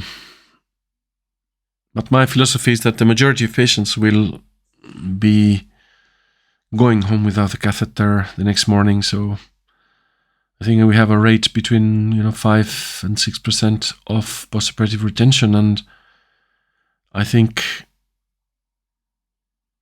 we advise patients that this could happen, and we do a trial without catheter the next morning unless there is some factor. I think if we see a very tight urethra, or sometimes when you're going to enter the just sphincteric urethra, the bulbar urethra, can be, you have to dilate it, and then they can get a little bit of inflammation, and there's a tendency for retention. Sometimes we judge and we discuss with the patient, we can try to take the catheter out now. If you cannot pee, then we would put a catheter and leave it for another day, and then remove it the day after. Sometimes they say, no, keep it because it's not so uncomfortable. Sometimes they say, please take it out. I'll take my chances. Also, when a patient is on retention after removing the catheter the first time, if the urine is clear, you might consider doing self-dilatation as well. Some patients, are taught how to self-dilate, and they can go home with some catheters in their hand and a clinic appointment. And usually if they have to catheterize, they catheterize 2 or 3 times, and then they don't need to catheterize anymore. So that's another option for motivated patients who don't mind to learn, self-catheterization instead of having a catheter for another day. So there we go, the apex is liberated, and now you see the anterior line trying to connect with the lateral line to develop the plane again in both sides.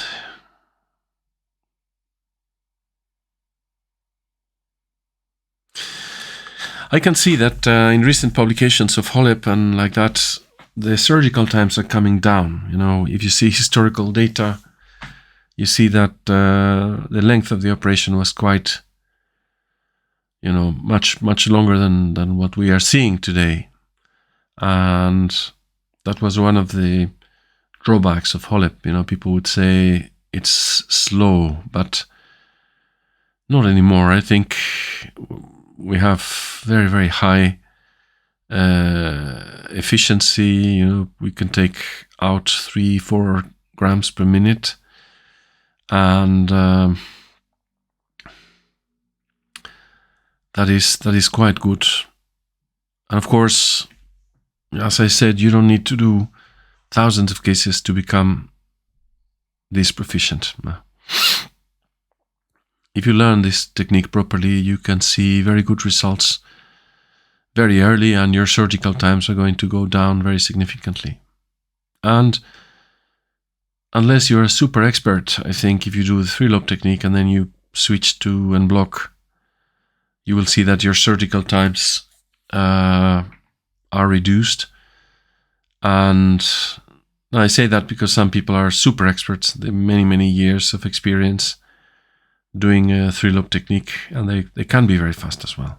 But I guess you can be faster with Bloc with the same experience, or with less experience. You can be faster with Bloc than another guy who is learning 3-lobe.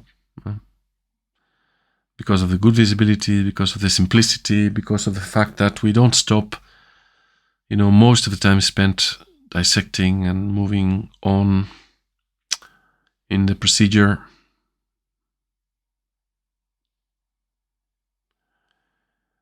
There we are. Again, that's a little bit deep, so we have that in mind. Where's the UO? We saw it before. There it is. Not so far from the edge, so we have to be a little bit careful there. Now that is the posterior line. There it's also a little bit flimsy, so we will keep the fiber close to the adenoma up there, you see. Trying to cut the attachments between adenoma and capsule, but not insisting of that, let's say, relatively deeper area. That could be ejaculatory duct, maybe. Usually, if you see that, you have to continue your dissection above it, because when you shouldn't go below the ejaculatory duct. But sometimes we cut them there. Maybe it's sometimes it looks like seminal vesicle already, but I think this is the intraprostatic, differential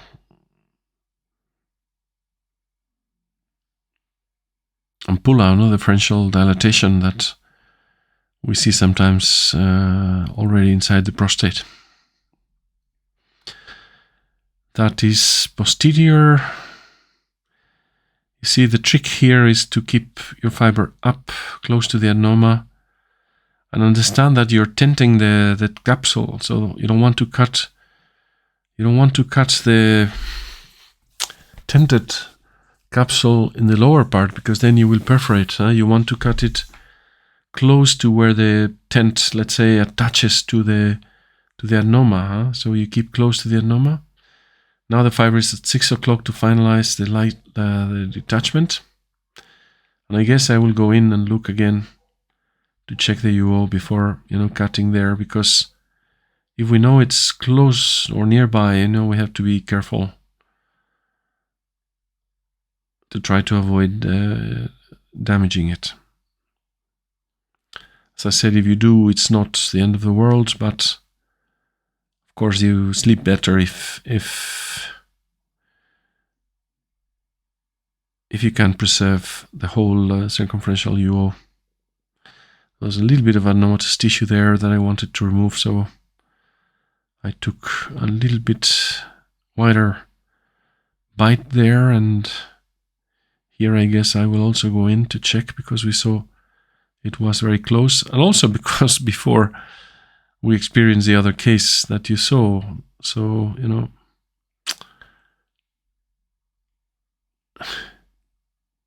this is how we are. We get confident when we don't experience a problem for a long time, we get overconfident maybe, thinking that that's not going to happen to us anymore. And then, of course, when you think, wow, that was close, there it is. I see it's a very capsular plane. That's probably the ejaculatory duct from that side. Nothing really to worry about. It was 11 minutes of enucleation time. And now we will proceed to morcellation.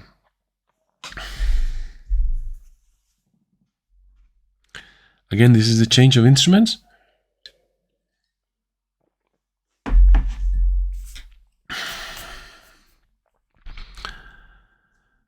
And the nephroscope is not connected to the camera, I think. And now the inner sheath of the nephroscope will go, well, the inner sheath, no, the element of the nephroscope will go inside the external sheath. Now we are inside. Let's take the bubble out with the suction pedal, and now let's start the morcellation.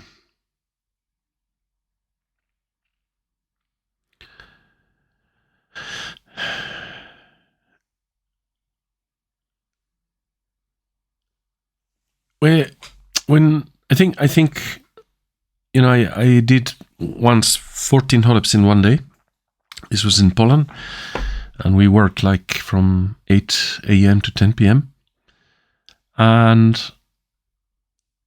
we did this in one single operating room. You know, when you have two operating rooms, the experience is much better, because I think what gets you tired is to have to wait between cases. The time you are in the operating room operating is quite fun and enjoyable. And, you know, if I can do a long list in two operating rooms, you know, like the next patient is being prepared when we are finishing the last case, things like this,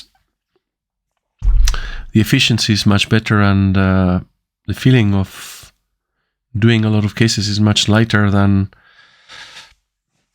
doing it the other way around. So this is now the 9th and final case. I think this would be the 8th case, yeah, because the 9th patient was already operated, and the estimated size was about 45 grams. I think it said 55 there, but it's I think it was 45. Again, not a very large gland. Here we have, again, you see the edge of the sphincter very nicely, no? It's a little bit different in the smaller glands. You have to be much more careful.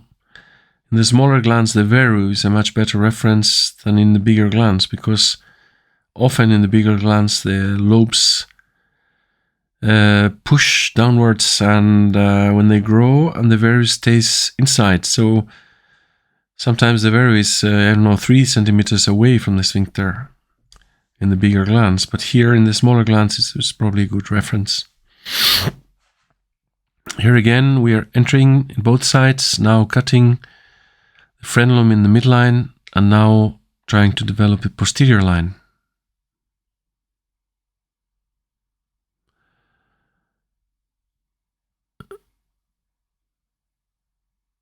So you see, I make no big effort to see a beautiful plane. It just needs to look capsular. And that's something that I have mechanized a long time ago. And if you enter in both sides and you connect them in the middle, you see, that's quite capsular. Of course, now we deepen the white line. You see, cutting a little bit on the adenoma. It doesn't matter, because this separation will give us some access, and then we will go to look for the good plane there. You see, the cut is going to stay there with the prostate. It's going to be removed with the prostate. So this cut just gave us a little bit of access so that we can start developing the lateral plane. And it's exactly the same of what we have been doing on the previous cases. That's now coming up towards 12 o'clock. It's a little bit horizontal below the sphincter until we reach the 12 o'clock fibers. But we have to make sure that the plane is good, that we're going up as much as we can, you know, just checking that it is the most eccentric plane we can develop. The most, there we are, aggressive, you see?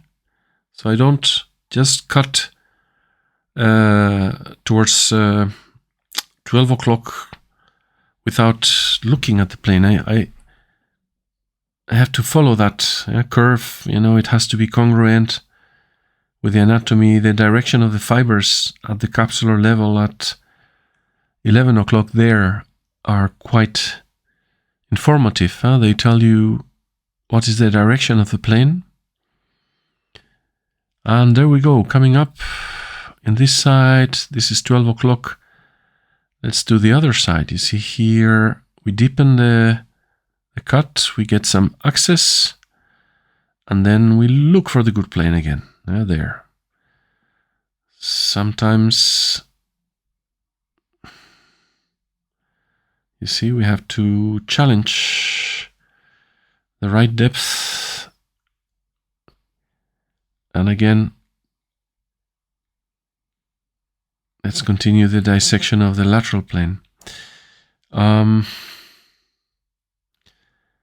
That's now the horizontal incision to get access below the sphincter, and then as we continue, we will try to go up, all the way up, like that, to be as thorough as possible, removing adenomatous tissue. There you can see some yellow tissue. I don't like that, so I'm going to try to take this adenomatous tissue there, you see here.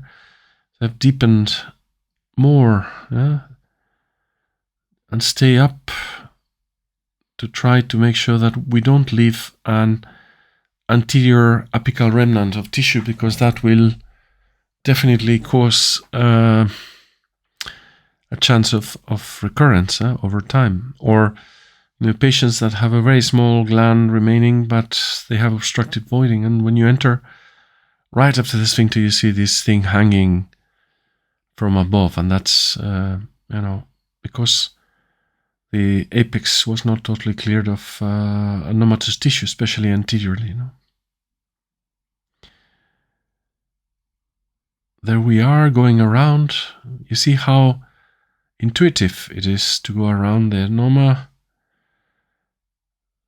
Progress.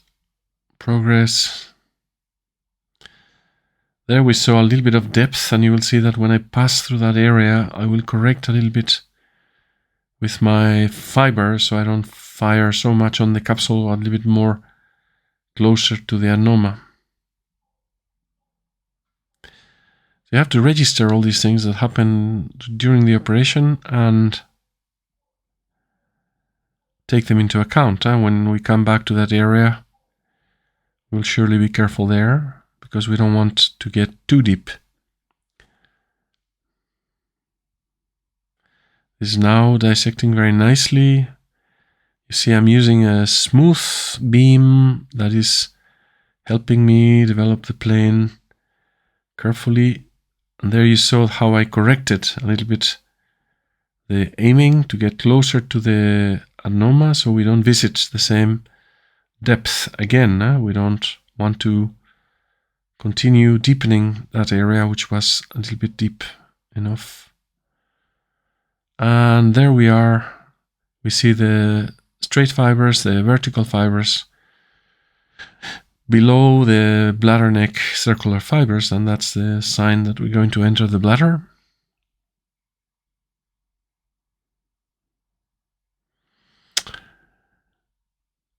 And there we go.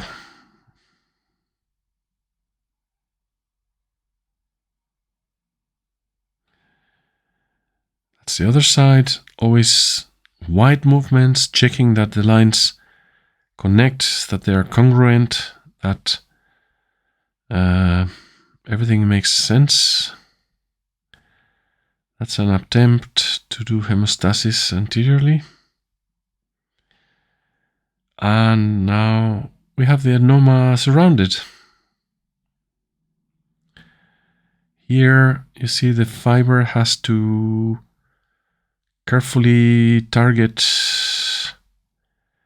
so that, you know, we get a nice dissection without deepening in the capsule. So initially I follow the line, but if I see that the capsule is getting very thin, I will get closer to the adenoma and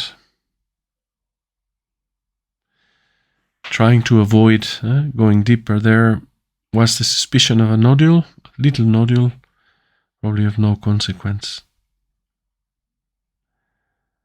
And again, that's the fiber going around the edge. Now we are reaching the bladder neck there. Look at how I get close to the anterior part. That again looks like adenoma, so I'm going to examine that. I'm going to explore that. That looks a little bit like a small nodule, no? And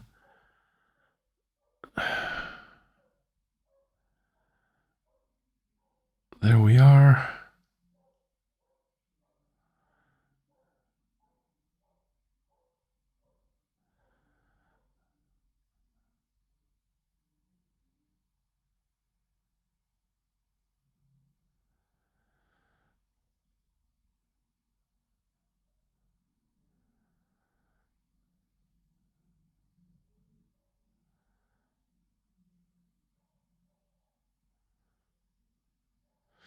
That looks like a thin plane, huh? So we have to be careful. Progress carefully. Dissect the lateral aspect first. You see here how the fiber gets closer to the adenoma. To try to continue with the dissection without deepening in the capsule. Well, that's the thing. Now, where are you? The UO is there, so very, very close. We have to be careful as well in this case. And you see, below the fiber, there is an area which seems to be a little bit deep. But if you correct, that was Siri, you know, she's quite inconvenient sometimes. When you see that the plane is a little bit flimsy, you have to keep the fiber close to the adenoma like we are doing. But never, you know, never leave a lot of tissue inside because you're afraid, you know, just, you know, try to use the energy properly to be able to detach the adenoma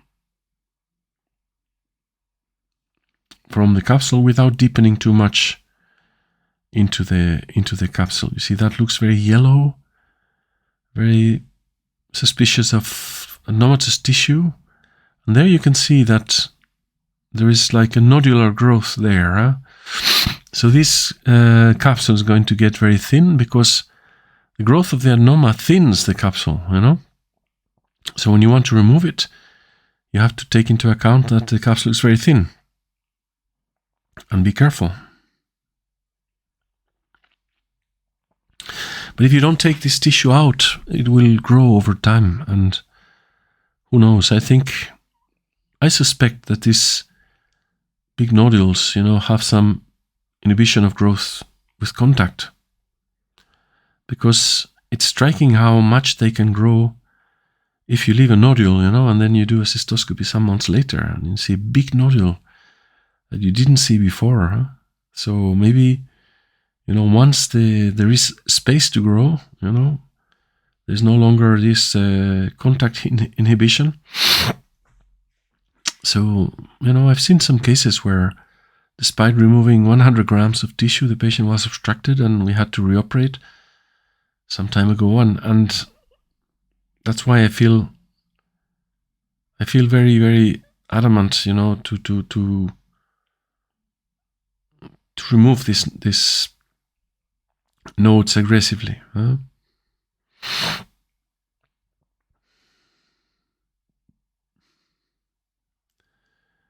There we are, and this is soon going to finish. I think we will detach the adenoma.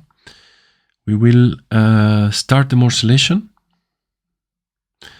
and being a small piece, I think it will morcellate quite fast. So yeah, sometimes we get bigger cases in a list, and if this initiative, if you like this initiative, let me know, and because I could do more, we could record more sessions like this and upload them here if they are of help to you. And I hope you enjoyed it. It's a little bit of work having to speak, but I don't think the silent video is illustrative enough. I don't think it's good enough. That's the other UO, so the UOs are safe despite being relatively close. And that's the fossa, and that's the sphincter. It was perfectly preserved. The mucosa still covers it.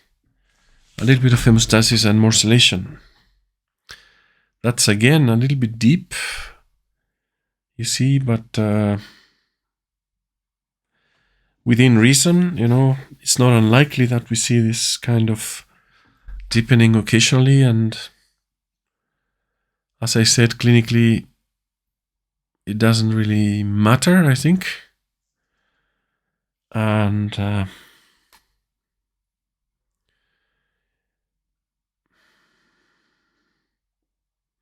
all the patients in this session came out with clear urine.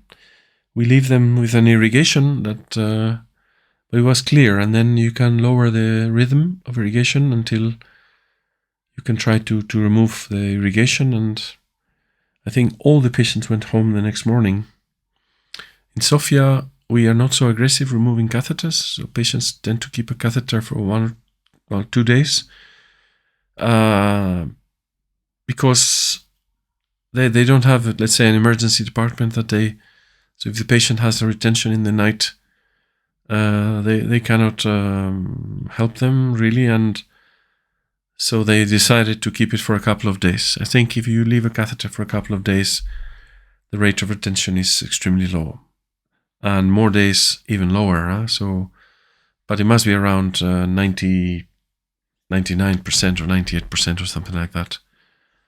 2 days of catheterization after HoLEP means that great majority of patients will pee. So that's the morcellation.